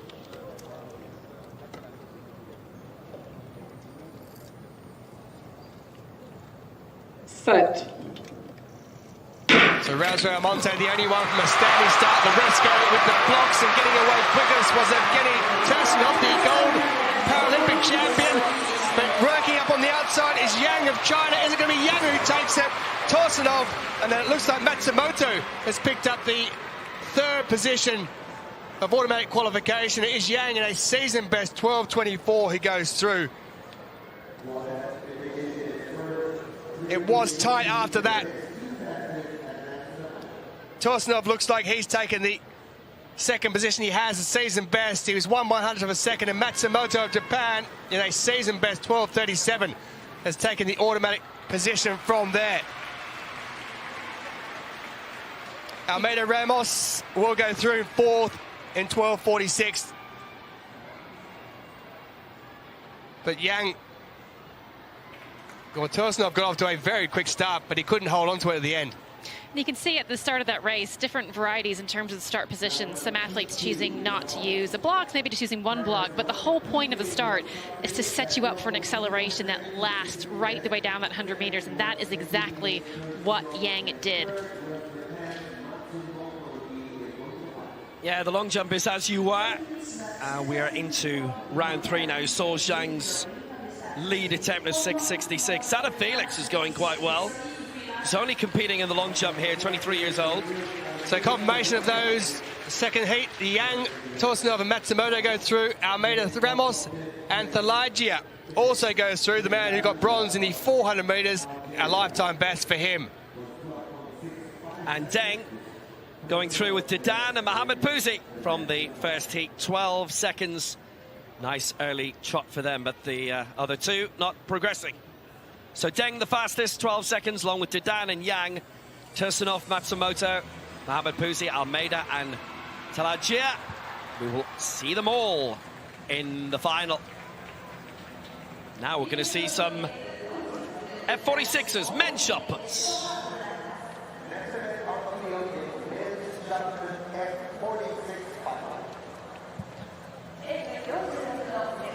Yeah, big field in this, 14.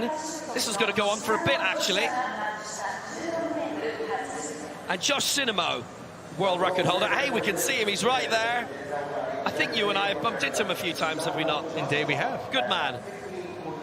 I'll tell you one person you can't miss there, Greg Stewart. There's an actor he reminds me of, and I cannot think of his name. Now, I know you know who I'm thinking of when you look at him. I know, Taskmaster, I know who you're thinking of. Don't look it up. Anyway, here's the field. So Allah will be first to go to Saudi Arabia, his lifetime best this year of 11:09. Kalari, who's the reigning world champion and Asian champion as well. India doing ever so well at these games with 4 gold medals already. Wei Long, lifetime best of 15.80 for the man who took the silver behind Kalari at those Asian Para Games. He had 1 gold back in 2017.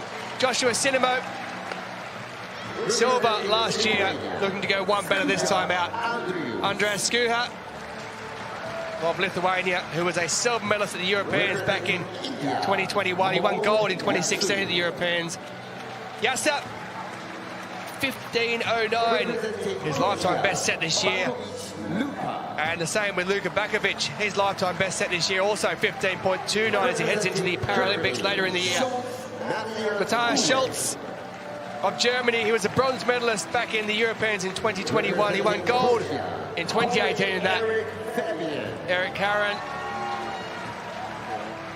15.49, lifetime best set this year. Greg Stewart, who is the Paralympic champion, decided to head away from the sport and he came back again. Why wouldn't he? Silver back in 2019 in Dubai. Mansabayev of Kazakhstan. His season best only 13.91, his lifetime best 15.07 though. Rohit Kumar, the third of the Indians, a bronze medalist in the Asian Para Games last year.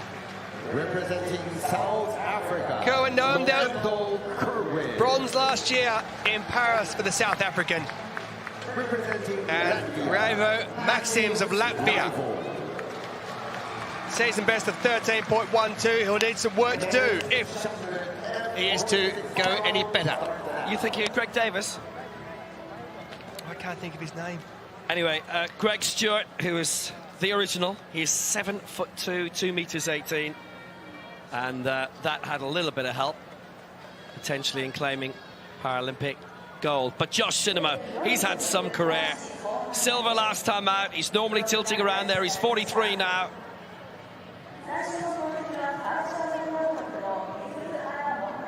At the reigning world and Asian champion Sachin Kalari. And worth pointing out about India, the most gold medals they'd ever won at a World Paralympics Championships was Paris last year, with 3 golds, and yesterday alone they won 3 golds.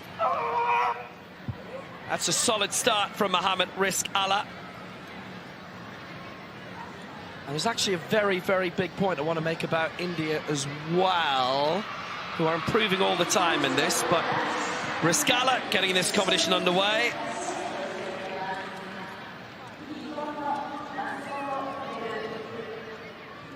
He's got that out, looking around 12 meters. He's 11.09 man in his career, so it's 10.65. Which is the early advantage. Just good field here, good spread of regional champions. Now, India, with those 4 golds that they've claimed in these championships so far, including the women's 400 meters T20 through Deepti Jivanji, and she was her country's first ever track champion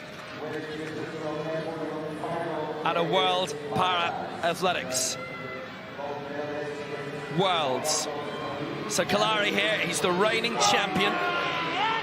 Oh, that's gone right around 15 meters, and the fans over on the far side, and there's a few thousand of them who've come from various schools, and they're interested, they're keen, they're enthusiastic, they've liked what they've seen here. That's a nice one out. Heading towards 15 meters.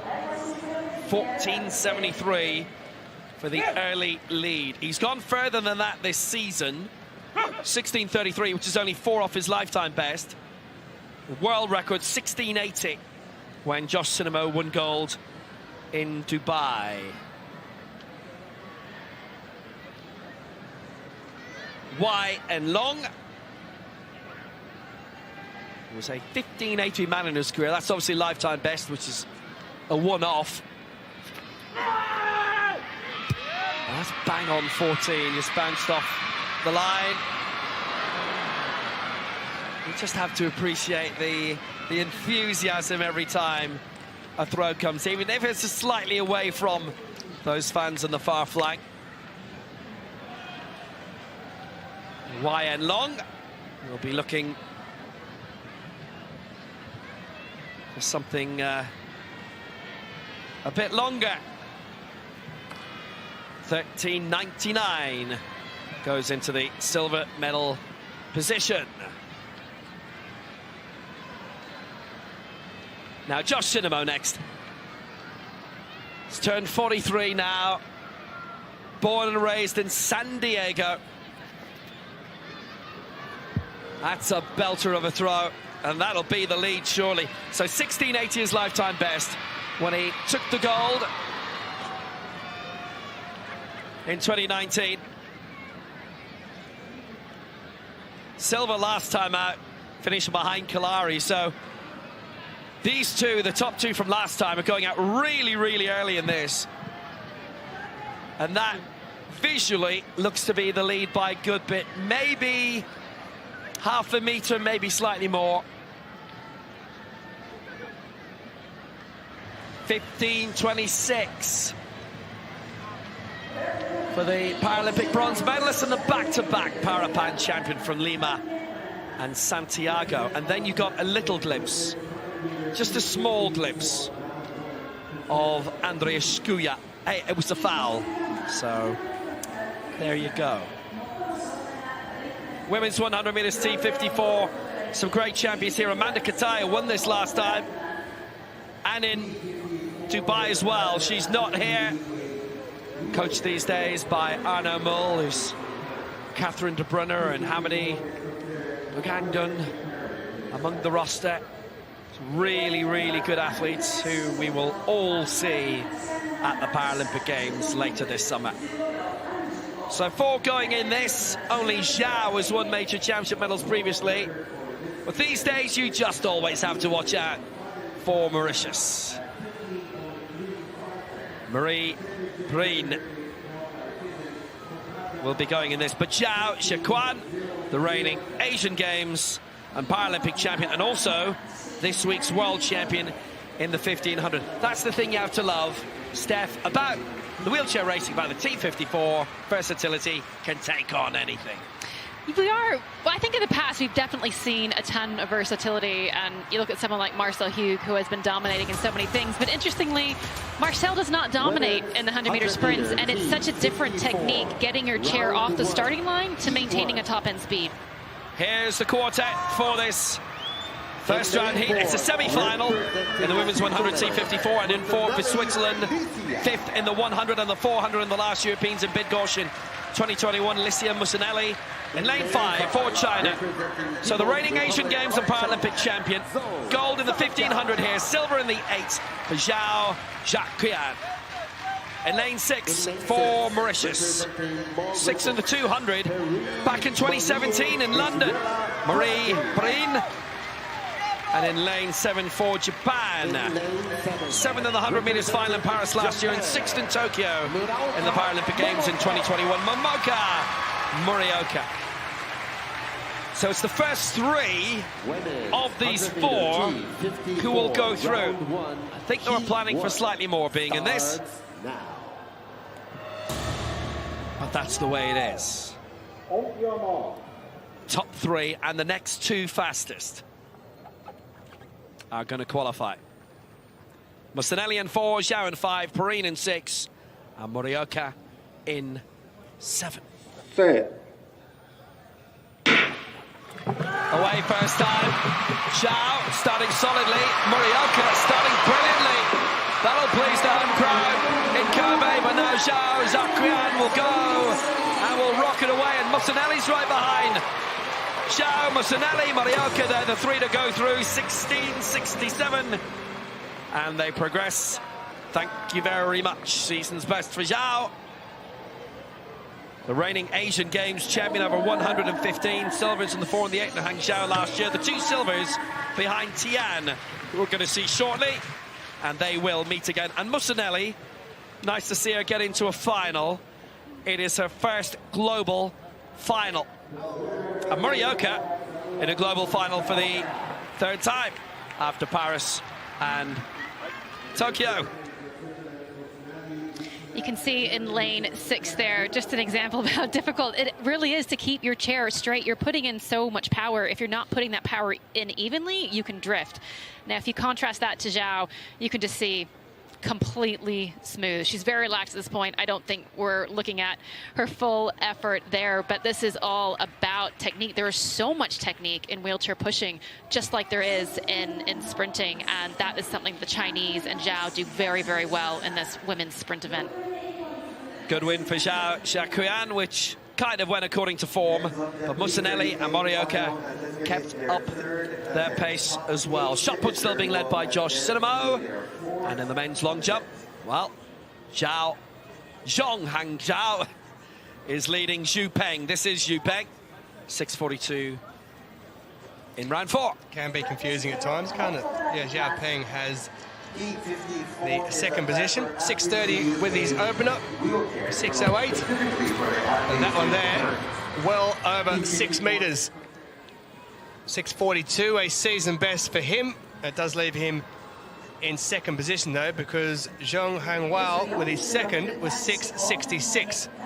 But here's Kaptaratsi as he heads down the runway for jump number 4. 5:77 so far for Kaptaratsi.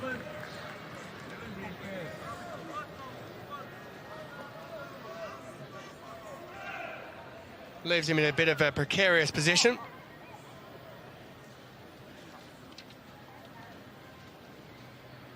He's already competed here in the javelin, coming 6th in that.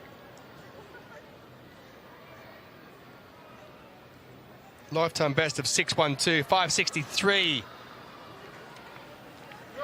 was his season best coming into it. So it's 5:77. And here is Tomen of Switzerland, 19 years of age. At the first major championships for him, he's up around the 6-meter mark. He does have a season best of 6:22. So 5:96 there for his 2nd.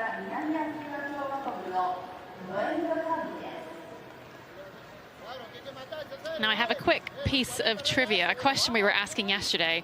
Why is it that this is a men's T38 long jump and we have an F46 shot put going on, seen as are both field events? Now, I was messaged by Alison O'Riordan, who is... I'm going to correct you on that. O'Riordan. O'Riordan. Oh, thank you for correcting me. She won't appreciate that. Now, unless she's not Irish, of course. No, she is. No, she is Irish. We know Alison. Oh, yeah. Now, she says the reason that, obviously, track means track and field means field. Long jump is clearly a field event, but she says that long jump is listed with the T because it's because of how they classify athletes, with long jump and high jump being classified using similar criteria as for track, despite being a field event. And Alison has a PhD, so I think we can be confident she knows what she's talking about. Yes. Ari Giussini coming now from Canberra. 4th now. We first saw him in London, actually, and that, I think, might have been just beyond. He's got the red flag. I think there's no might about it, to be honest with you. So Sebastian Kuzminski is coaching quite a few of the Australian team here. Arina Doviskina. Above all that, they've got just a magnificent structure there, which has been in place for a very, very long time. Just in case anyone's wondering about Alison O'Riordan, she does have a bit of experience. She's the technical lead for Paralympics Ireland, so She does understand what she's talking about, and she's been involved in the sport for a long time as a coach as well. So this is the second of the women's 100 metres T54s. Now, there's only 9 athletes altogether across the 2 heats, and 8 will go through, so it will be one unlucky person who does miss out. 17:32 was the place of the quickest one of the qualifiers from the opening heat. So we'll have to wait and see what happens in this one. But we do have Tian Yawan, who's already won a championship record gold in the 5,000 metres here at these ones.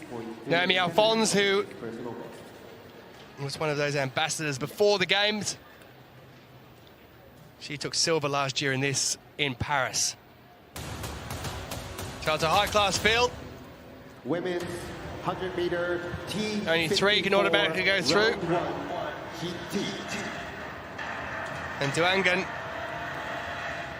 on Thailand will go in lane 3. She's already been out in the 1,500 metres and 800 metres. Here is the lady who took silver last year in Paris. She was 5th here in the 800 metres already. It is Naomi Alphonse of Mauritius. Bronze medalist in the 5,000 metres Southeast Championships, Helene dos Santos Roca of Brazil. And Tian Yuan, championship record winning gold in the 5,000, silver in the 1,500 and bronze in the 800. She's got the full hat already. And the European Championship bronze medalist from both 2016 and 2018, Alexandra Helbling of Switzerland, will go in lane 7. 17:32 of Perrine is the time to look out for from the Mauritian in the former heat. This is the second heat of 2.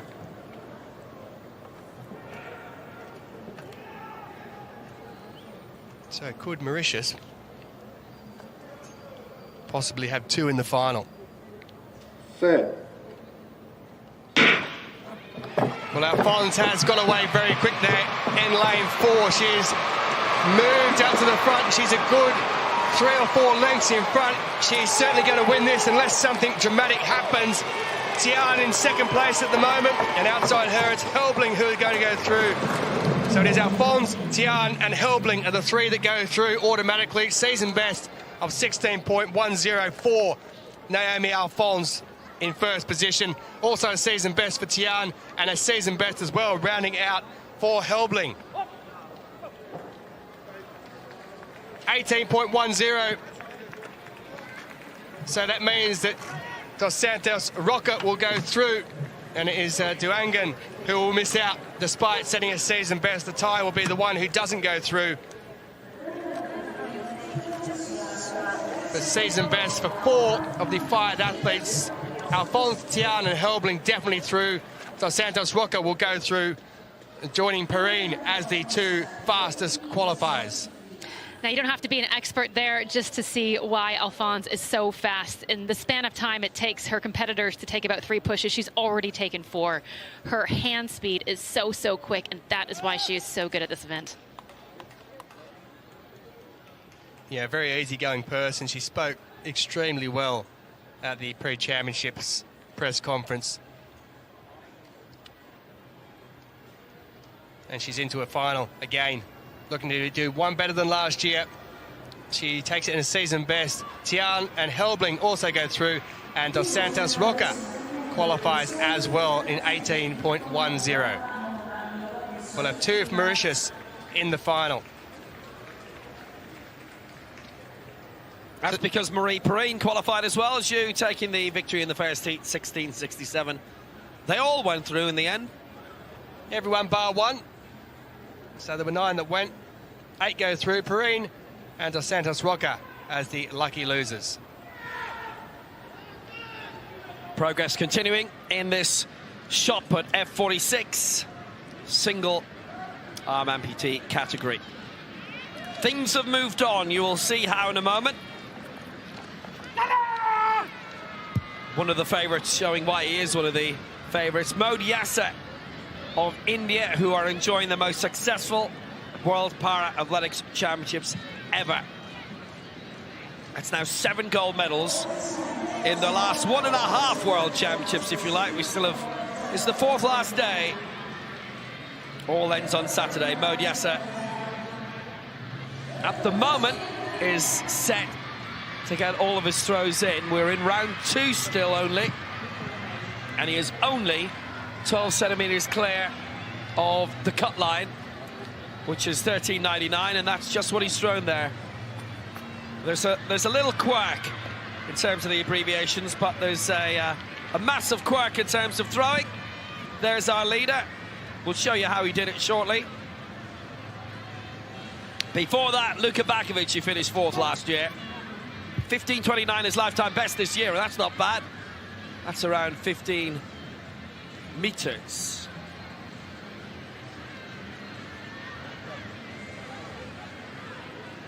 Slightly less competition than usual for the European athletes, with there being no European Championship for 3 years, and nor will there be until 2026.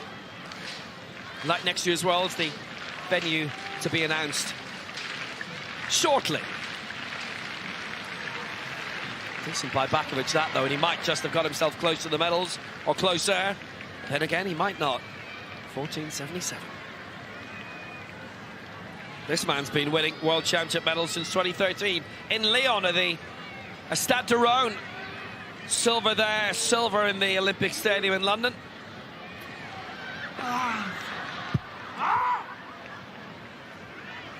That's a decent throw.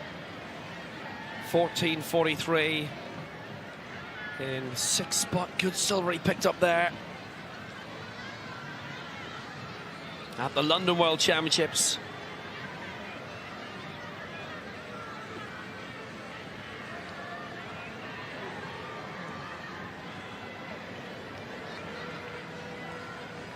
(14 meters 15 for Schulze. Finished 5th in the last 2 World Championships, and he kind of knows that should be a bit better on the way, he might think. Hasn't arrived yet. Now, Karen of Croatia yet to register a mark. 15.49 his lifetime best this year. That is a good long throw. He's got that all the way through. That's gone beyond the 14-meter mark. Except it's a red flag. Same again, and look at that. So he's leapt all the way up. He's landed just outside. I have to say, I think it's quite rare for a shot putter to fly that far up in the air. This man knows how to make things fly.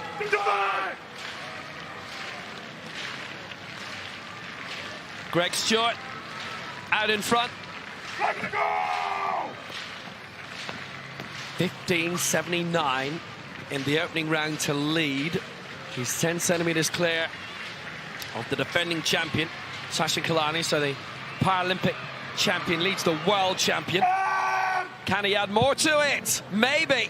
That's close to 16 meters. Looks around the same mark again. He gets the white flag. And in case you're wondering who I was trying to liken him to before, John C. Reilly, the actor. Gangs of New York, Boogie Nights, Wreck-It Ralph, all that. I think he looks a bit like him, which is a compliment. He's given that a belting throw. Also that confused meme that pops up now and again, particularly in this commentary box occasionally. Hey, 15.67, not bad. He is our man out in front for Canada. Sent a decent team as usual. Mansour Bayev here for Kazakhstan in 8th spot. They have a really good program across various sports themselves now. Really strong in the power sports. I'm going to throw the throwing competitions into that too. Hosted the Powerlifting World Championships in 2019 in Astana during the really brief period they called it after their former president, Nur Sultan. That's back to being Astana again. There was something else before that.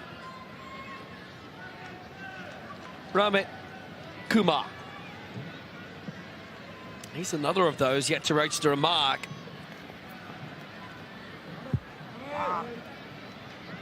And he has now, pending a white flag. Don't think he got it. It's another red.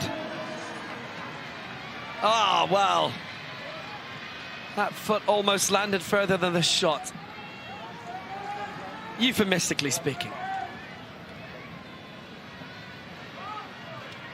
You can see the difference between the athletes choosing to use a linear approach versus those choosing to rotate. Now, according to the laws of physics, using the rotation at the beginning to get that shot moving should help you get a further distance. However, you can see how difficult it is to maintain your balance at the end of that throw.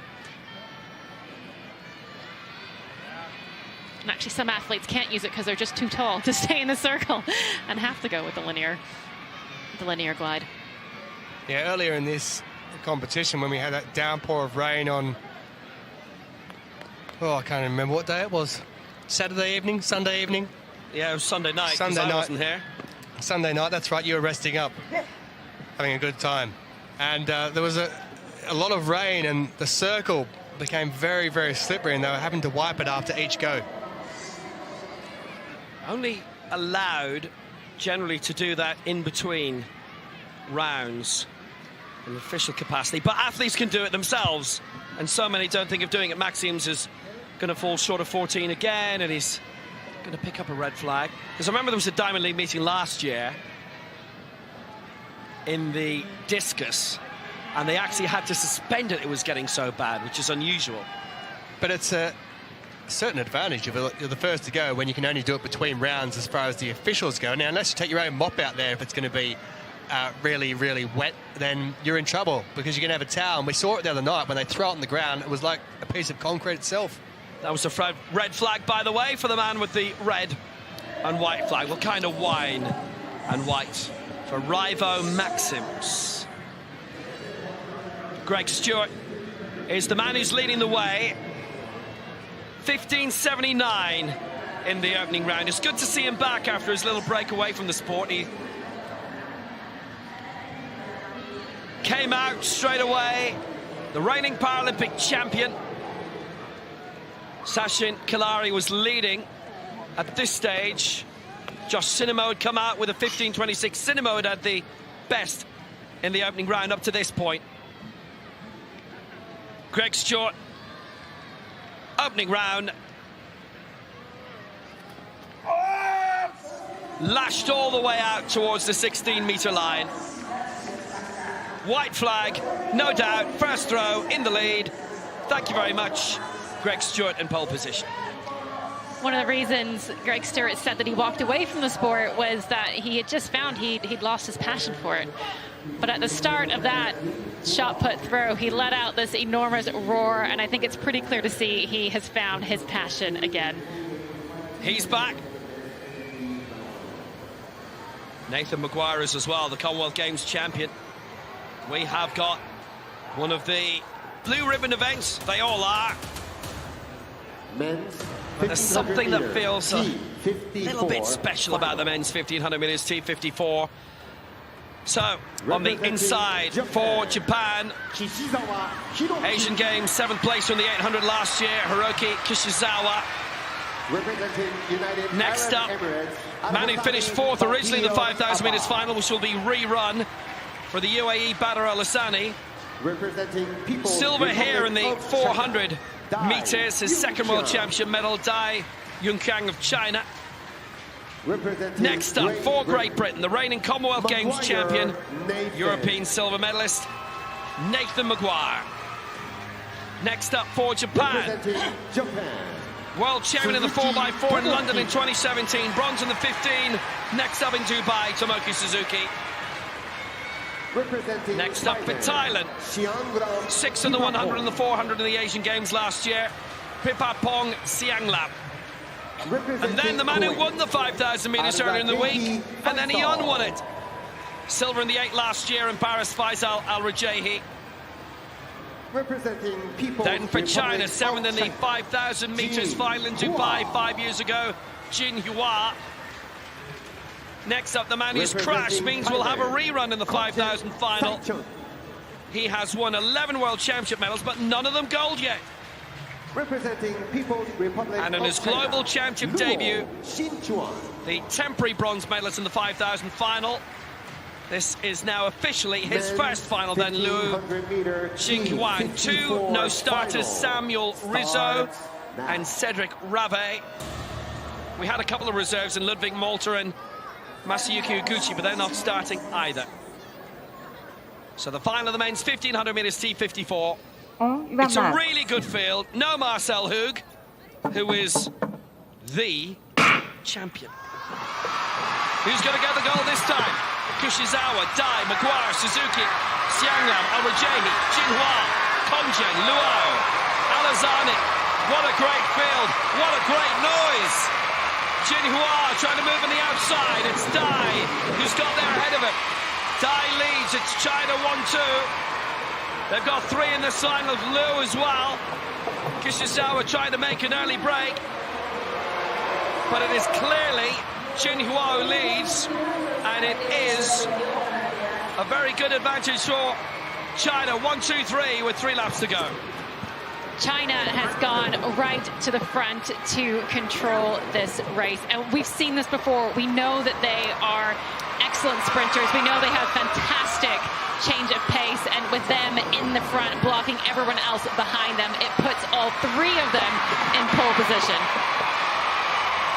China 1, China 2, China 3. It's Jin 1, Dai 2, Liu 3. You others tucked behind. Alrajehi, man who crossed the line first in the 5,000 final, is tucked in there. Kishishawa is in 4th now, and alongside him is Alrajehi in 5th spot for Kuwait. But they're really tightly tucked in. But it's as you were, China 1-2-3 with 2 laps to go. How long can they keep this going? Jin is out in front, and usually you want to be tucked in to save energy, but I don't think he's going to mind at all. We saw him do a 2:48 in the heats. We know that he can be fast all on his own. The other athletes behind are going to be flagging him, waiting for him to make his move. It's still Jin out in front, Dai in the yellow helmet, which may come in very useful later on. He's in 2nd spot, and Liu remaining in 3rd. Kishizawa's made a few moves here and there in the salmon-coloured top, and on the outside, still there, Alrajehi. The back markers, including Kongen, have allowed the rest to do the work. Remember, that's what Kongen did in the 5,000 final, and then he slipped up. There's the bell. Jin leads, Dai in 2nd, Liu in 3rd, and they've gone for it. They've shot away. China 1-3-3. Alrajehi has moved up. And also, Kongen, where's he going to pop up? Alazani's way at the back, and look at those gaps emerging all the time. Jin and Dai, and now Xinglam of Thailand appears to have made a move. But certainly China 1 and 2 for the moment. Jin leading the way, Dai in 2nd place. Kongen is now up in the 4th spot. He's waiting to bounce for another World Championship medal. But it's a really, really good lead. Jinhua, great advantage, will take it. It's Dai Chunyang in 2nd place. And Thailand will get the bronze. Kongen waited a long time to pounce. But it is Jinhua in his 2nd World Championship who is the world champion. Dai Chunyang in 2nd place. And pouncing, as he always does, it is Saichen Kongen for a 12th World Championship medal and a 25th global medal full stop. He's still waiting for his first goal, but then Marcel Hug did for a long time in the Paralympic Games, and every single Paralympic race he's been in since then, he has taken the gold. Xianglam in 4th, that's great for a man so young. Maguire 5, Alrajehi 6, Suzuki 7. That was a masterclass from Jin of China in terms of how to force a race into your hand. Right from the beginning of the race, he went to the front, he controlled the pace, he chose a pace that he was perfectly happy to let others sit behind him and draft in because he knew he had the speed at the end. And the problem is, there are some very good sprinters in that field behind Jin, but he had such a head start because the length of those chairs are about 1.5 meters. If those guys are starting already 5 meters back, you're not catching him. And Jinhua, just as well, he's only entered in the 1500 here, and he has taken the gold. China won that. China in pole position here. Men's long jump T38. We are getting towards the business end of it now. Fourth position. Sada Felix of South Africa. Already with this one in fourth. He set a lifetime best, 6 centimetres past his previous best.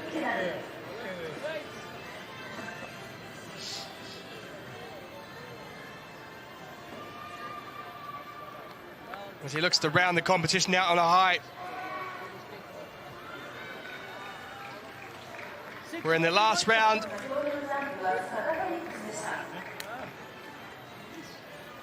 .642 is Zhu who's in front, but it isn't any better. It is 6:41.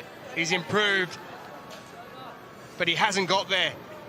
1 centimetre short of a bronze medal for the South African. So Zhu,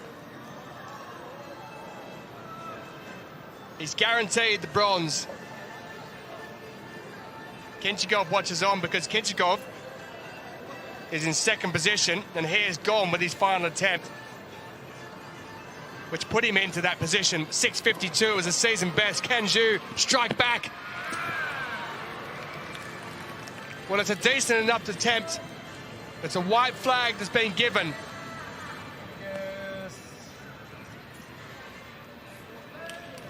Now we wait. There's absolutely no wind to speak of. Perfect conditions for the athletes. Not too warm. Zhu hits the board. Gets good distance. He was in the silver medal position a little bit earlier. But Kinchikov took him out in the 5th round, and then the 6th went even further. And here is the man who's going to claim the gold medal. 6:66, a season best. That was his second attempt. And this one's out, not far away from that one. Don't think it'll be much further, if any.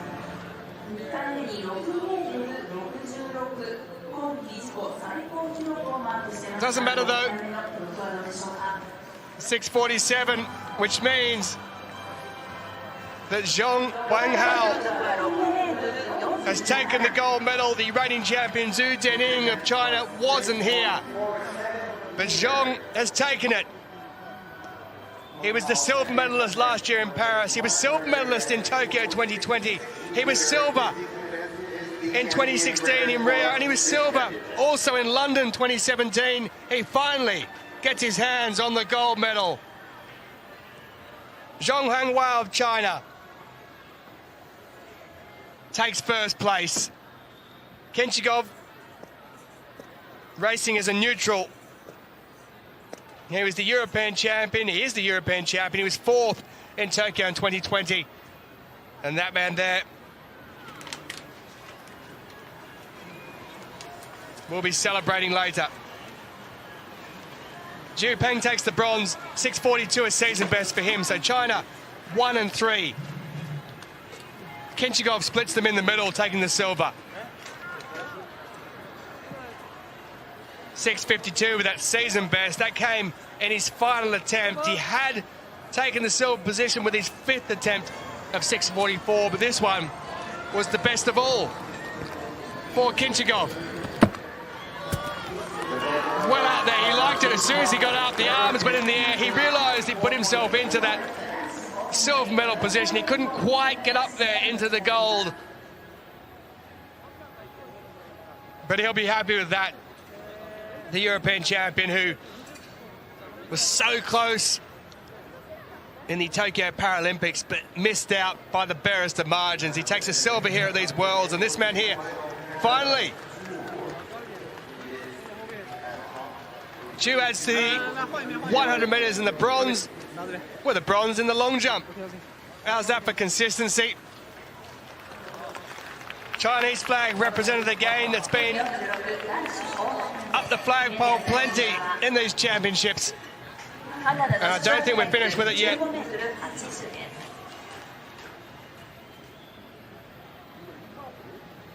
Now the shot put continuing, F46. And this man is our leader, Greg Stewart.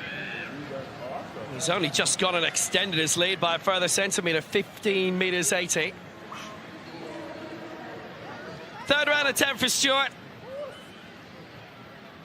His first effort, 15.79 to go out in front.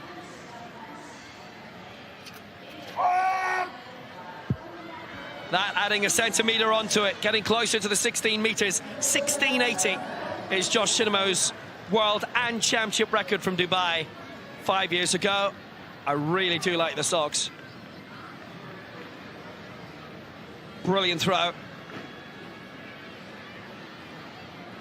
Very close to the 16-metre line, almost brushed it on the bounce up. Competed in the first two Para-Pan Am Games in history in sitting volleyball, won bronzes. Yep, he's the man so far, Greg Stewart. Bronzes in sitting volleyball, Rio in 07, Guadalajara in 2011. Jose Castillo, Jose de Jesus Castillo is the great powerlifting champion. He's from there. He was saying that in Guadalajara they had massive crowds for everything. Stewart leads here, 15.80. Luka Bakovic up to second, Croatia, 15.72. And Sachin third for India, 15.69, only 11 centimetres dividing the top three so far. Rohit Kumar did not register a mark, and all except Schulze on page 2. Their competition comes to an end. He's coached by Dylan Armstrong, bronze in the Olympic Games in 2008 in Beijing. British Columbia he's from, based in Kamloops. Luka Bakovic has broken his lifetime best, so how much further can he make? 15.72. And Kalari, India are having the championships of a lifetime. Only two nations have won more golds than India so far, China and Brazil. And Josh Shinimo, he's not far back and forth. He knows what it's like to walk away with the crowns. He's won the last two Pan Am titles in Lima and Santiago. Greg Stewart right now is in control. He's acing it.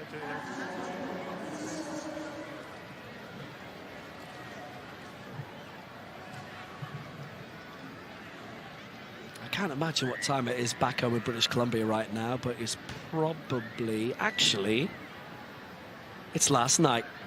Still Tuesday night, I think. Maybe about 9 or 10 p.m.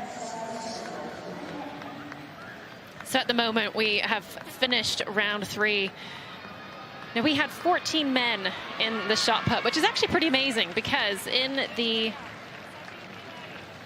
Tokyo final, there were just 8. 2023 World Championships in Paris, there were just 9. So we've had 14 here, which means there's been a bit of a resurgence in this event. However, only 8 of the men will be moving on to the final, and that is the finalists there. They'll now be throwing in reverse order. So we'll be seeing this man taking his throw last, ready to respond whatever comes his way. And just to reference the 7th placer there, because you can't see their full name for reasons, Mo Diasa. He's in 7th spot for India, 30 years old, 15.09 lifetime best. He's not that far off it.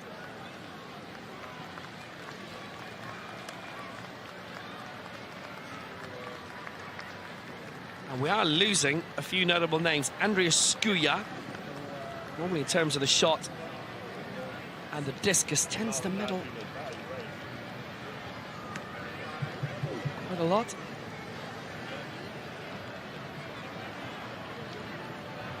It's always a good friendship when you come in competitions like this. But how lovely. You've got Greg Stewart congratulating and saying well done to the guys who didn't quite make it. To have that kind of mindset where you can focus on your throw and yet still have the presence of mind to offer a word of encouragement to those around you. I think that's really lovely. So there we have the shy and demure Valencia. Just kidding, he's not shy and demure at all. He was the one that was giving us the gun show just before the competition started. However, things did get a bit serious at the beginning of the competition because after round 3, he had 3 fouls to his name. He finally managed to get a valid attempt in. In the 4th round, he threw 36.86. Followed it up with a 5th round attempt at 35.86. Here's Schulze in the shots. Valencia, by the way, has fangs. No fangs here. That's gone out beyond 14 meters. That is a definite look. They're not real, by the way. That's one for Paris. Well, how do you know that? He's not a vampire. How do you know that? And Schulze, I want to know. he has done a really good job there. I don't know if that was supposed to be Bela Lugosi or George Hamilton, the acting George Hamilton. Valencia's not Romanian anyway. Schulze, Not from Transylvania.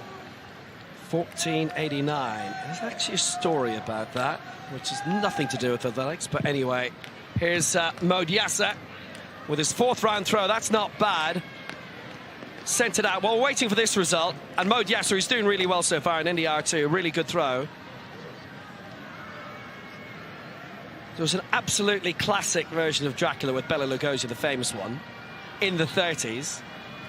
They shot that during the day, and at night, a different crew would come in and film a Spanish language version of Dracula, different actors, which was apparently even better. I've not seen that one. Did Bram Stoker live in Dublin? Yeah, he's a Dubliner. Yes, yes. Yeah, and he's buried in Dublin, as is St. Valentine, in the same church. He was a dub. So was Oscar Wilde, of course. Yes, yes, yes.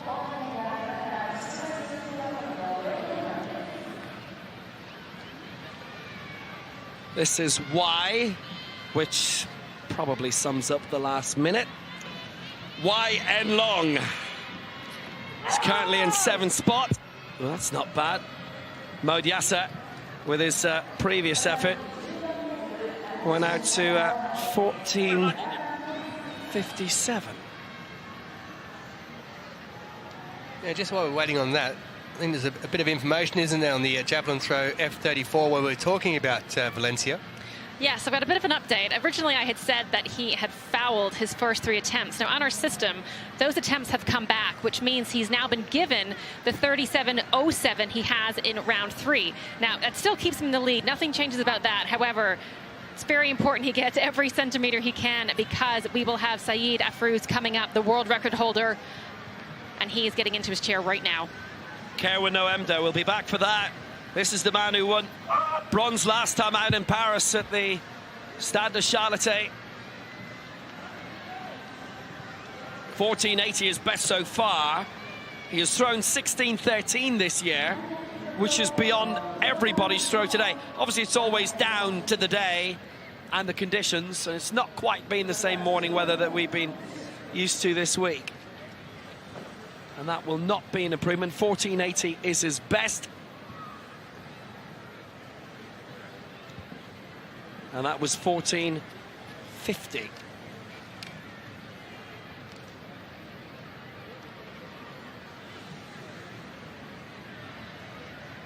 Josh Sinema, the reigning Pan Am champion, the former world champion, bronze in Tokyo. He's got that one all the way out. 15.26, a good start to the competition for him. Cinema doesn't quite have the height that Greg Stewart has. But if you look at his technique and just how neat that circle is, how neatly he spins, that's how he makes up for the advantage you get with the height.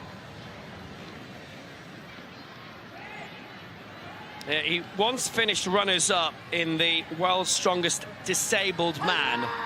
15.26 again. That was always a great Christmas treat, that was. It was big Icelanders pulling trucks. I've no idea what the para version of that consisted of. But it's something that me and Tolson are available to work on. Kalari going out. Oh, wow! Oh, that might just be the lead for Kalari. And it's a white flag. He might be the strongest man of the day here. He was in third position. There was only 11 centimetres between the top three.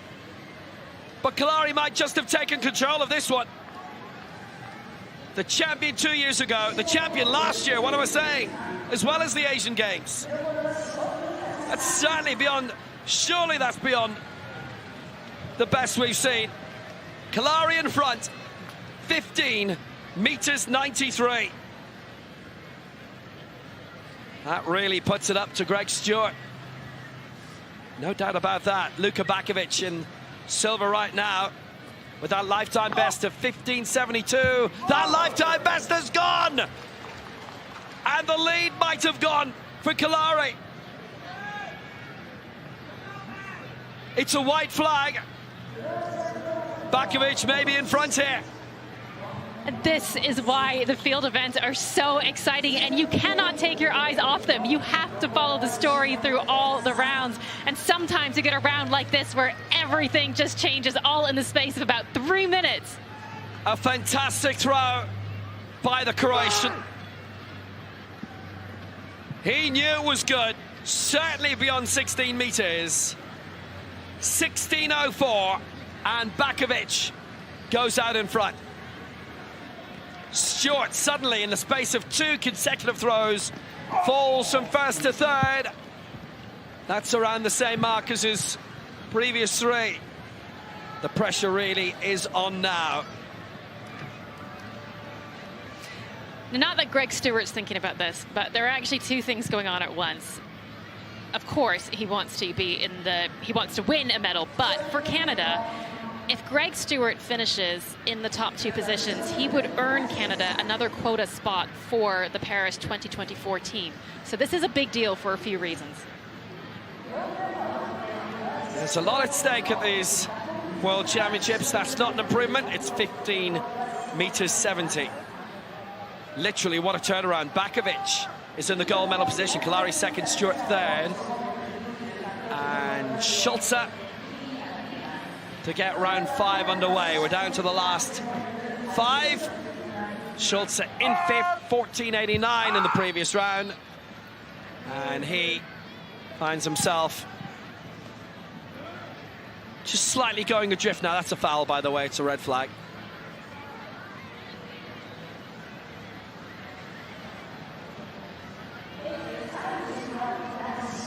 $16.75 won the Paralympic title in Tokyo.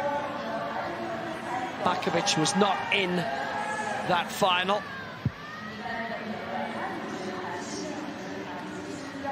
That's Mode Yasser currently in 8th spot, 14.62, his best for India. 4 golds for them so far, including their first ever track gold.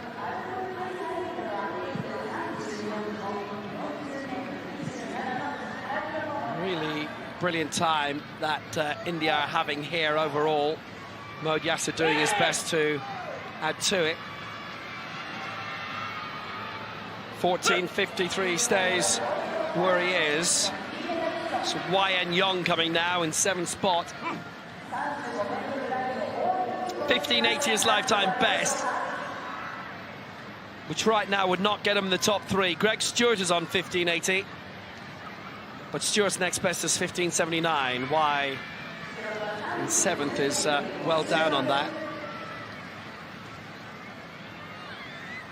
Josh Sinemo having a good old look in the background. That might just be his best yet. It looks around 15 meters. It's Croatia 1, India 2, Canada 3 right now, and Sinemo holds the Pan Am crown. It's only 5 years ago that he won the world title. Only last year he won the silver in Paris. Y, 15.02, stays in 5th. Noemdo, the silver medalist last year. They are really breezing through this.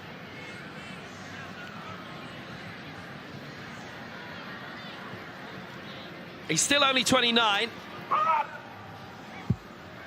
That's around 15 meters. That might be his best as well.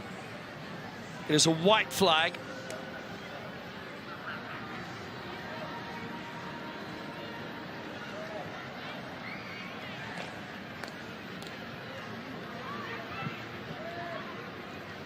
Good solid throw by him.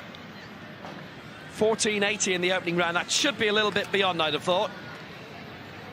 And it's in around the same mark as 14.78. To win the bronze medal last year, Nodma, he threw 15.3. So last year the medals were decided 15.3. Right now, bronze is sitting at 15.80. So it just shows you how things can change and move on year to year. And that's what we're seeing across Paralympic sport. It never stays still. And as an athlete, you can't reproduce from last year. You have to improve. Josh Sinema, this is fifth round attempt. 15.26 a couple of times over, and that's a red flag a couple of times over as well. It's interesting as well, we're seeing some of the athletes choose to compete with a prosthesis. Part of that is just to help out balance the weight on your upper body. Sinema chooses not to. Yep, Kalari coming now. Now, Deepti Giovanni, who won the women's 400 meters T20, our country's first ever World Para-Athletics track champion, and for many years couldn't afford to go to training. It was something like a 200 rupee bus ride, which is what, €2, $2, £2. But they've got her training out. She's really good, and Kalari really good here. That's just not quite beyond 16 meters. Stays in the silver medal position. So the champion from last year might be about to see the crown slip.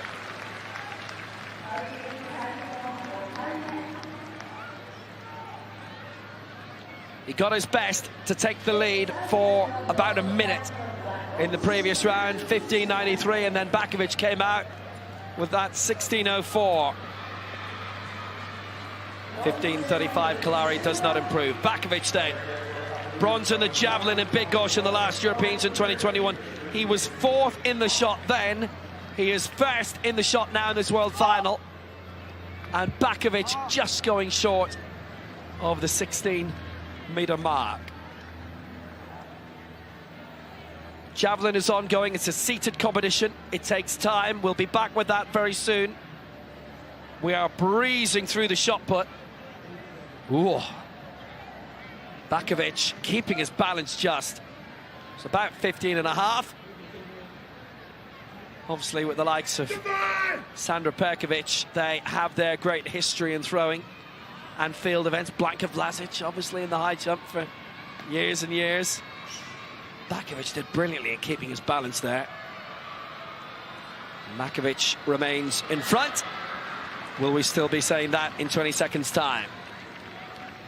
For Canada, Greg Stewart, who led for a long time. Can it get it beyond 16? It's just short. Might just be his best yet. It might pressure the silver, and he's got only one throw to go. Good competition. Very good morning so far for him, but it's just slightly gone overcast. And don't forget, this mark really counts, because if Canada can get another, so what happens with the Paralympic teams? They're told how big their team can be from World Para-Athletics, but if Greg finishes in the top two positions, he will earn another quota spot. 15.77, he stays in fifth. We go to the last round, just like that. Here goes Schulze, 14.89 for Germany. Silver in the shot in London in 2017 and in Lyon in 2013. Heady days. Bronze last time out in the last Europeans for him, behind Prokhorov and Shkuya. He's had his run. He finishes with a white flag. He finishes with 14.41, and he finishes at best in 6th. That might change. Mode Yasser steps out, takes the red flag. It wasn't going to be an improvement, wasn't beyond 14. He knew that. So he finishes in 8th position. Does Mode Yasser. We've got a whole bunch of great champions in the top 4.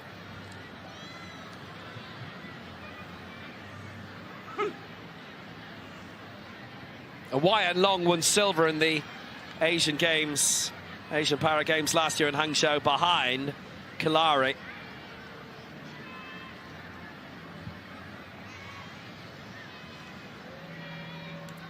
$15.02 he has right now, 15.80 peak. He needs a lifetime best to get into the medals, and that is not it. And he puts the foot on the top of the step, takes the foul, takes the red flag. He knew it wasn't going to be the mark. Throws it out, pondered it. And then he says, no. And he stepped forward then and drew the red flag. And then there were 5. Wyatt Long was the only one to improve his mark in the 5th round. Nobody's done it yet in the 6th. If they do, it may well mean a medal. Koa Noemdo won the bronze a year ago in Paris. Oh, now that is heading out towards 16. He's in 7th right now, 14 meters 80. He's definitely going to move up. I don't know if that'll be top 3. Maybe not. But it may well be top 4. He's certainly close to it. He was going to have one more say. That is his best mark of the day. There's no doubt about that. It's been a long morning. Long gaps in the first 3 rounds. 15.37, and he moves up into 4th. Above this man, Josh Sinema, the Pan Am champion, the man from San Diego.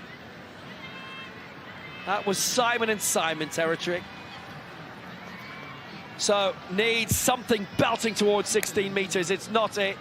He's gone out of the back, that's okay. He gets a white flag. That might get 4th back, but it's not a medal today for Josh Sinema.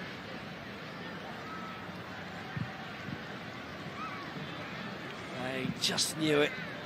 Not his day. Maybe if it were tomorrow, maybe if it were yesterday. 15 meters 12. Sinema finishes 5th and Noemdi 4th. And the medals are decided now. In silver, Kalari, 15.93.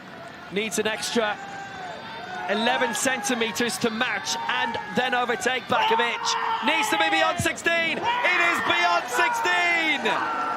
And he gets the white flag. And Kalari has a world title to defend, and he is defending it. India is becoming this nation now where when you see their name in a lineup, you are looking at them. They have been so dominant. We had 2 amazing medals from India last night. And that kind of success looks to be infectious. Could he really have taken this at this last throw? An awesome throw.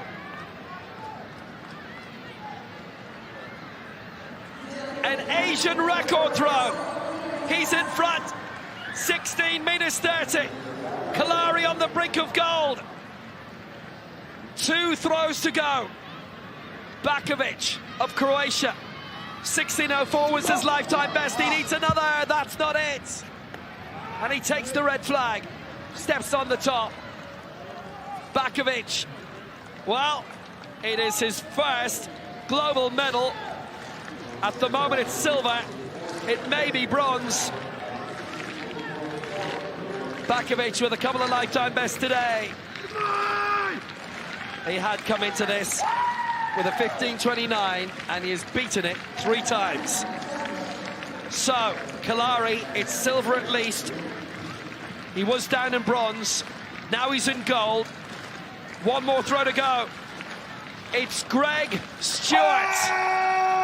Oh, it's beyond 16. Has he done it? Has he moved up from the bronze to Canada? Has the Paralympic champion become the world champion? He's got that fair out. It's a brilliant throw. And this is where Stewart waits. Beyond 16 metres, it's a tight one. The anticipation. 16-14. It's silver for Stewart. And Kalari wins India's 5th gold of these World Championships, their most ever. It was 3 in Paris a year ago. That was a record for them. An Asian record for gold number 5 for India. Sachin Sarjurao Kalari retains his world crown with his last throw. What a showcase for the throws events. We've seen this so many times this week. We've had to wait until that final round, and in this case, the final 3, that was a fist pump from the head coach, because again, Greg knew he needed to get that extra spot, and he did that. He delivered. And I hope Bakovic isn't too disappointed with that 3rd place medal. First time on an international podium. Yeah, Kalari, what a week it has been for India. This man has retained his title. He was one of the 3 champions last year in Paris at the Stade Charlotte. And the golden tally is up to 5.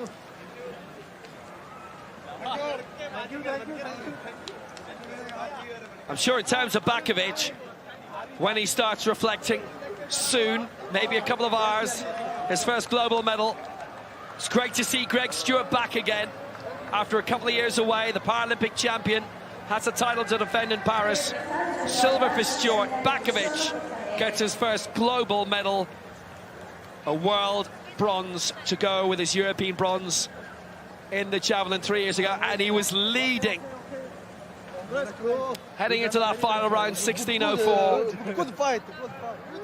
Stewart through 16:14, Kalari through 16:30, and that was drama right until the end. We follow you. I follow you. Yeah. Well, you know, in the Diamond League, they have this thing now where they take the top 3 going to the last round and they all throw again. And they never produce drama like this. This was fantastic. India 1, Canada 2, Croatia 3. And the Asian record for Kalari. And they just can't stop winning medals. This is the men's javelin throw F34 at its conclusion. Syed Afrouz at the end, the final thrower, and with his very first attempt, the competition was over.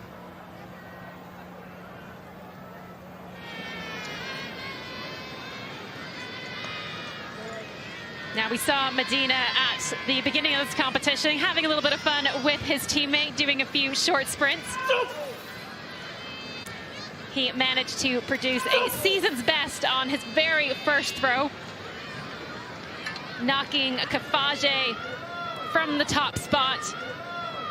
However, there were 2 very strong throwers left to come.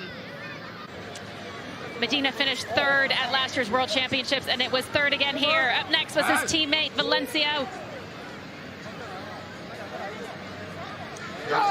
Now, we had a situation again where several of Valencia's throws were originally coming up as X's. However, upon review, he was given that 3rd attempt throw, 37.07. He then went into the lead. Now, the last time we saw this man, he was napping on his towel under the shade of the tent. But with the very first throw, competition was over. Started off with 37.56, ended up with a massive 40 meters, 14 centimeters, just 13 centimeters short of the world record, which he already owns. Paralympic champion, now double world champion. Afrouz takes the gold with 40 meters, 14. And it was 2 podium finishes for Colombia.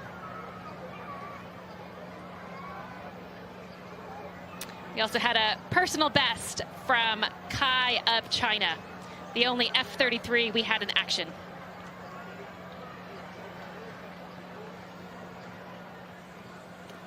Well, there's the remnants, we could say, from the shot put.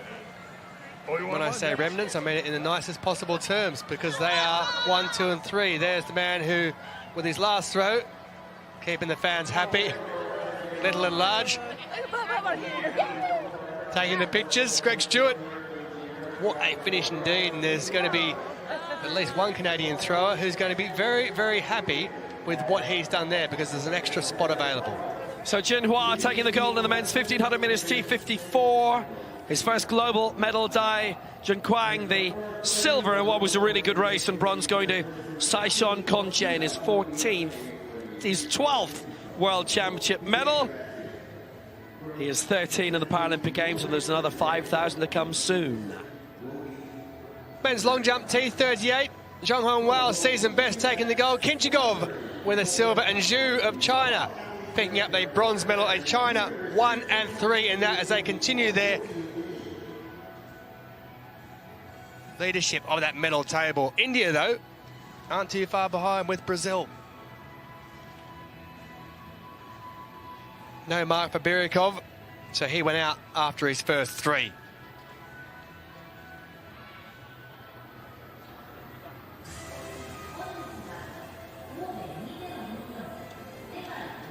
Well, it's been a pleasant morning. 7 golds in this morning session. There will be 10 in the evening. Gets underway at 5 p.m. local time for me, Tolson Tollett, Will Downing and Steph Reed, and all those school children looking on. We wish you goodbye for now.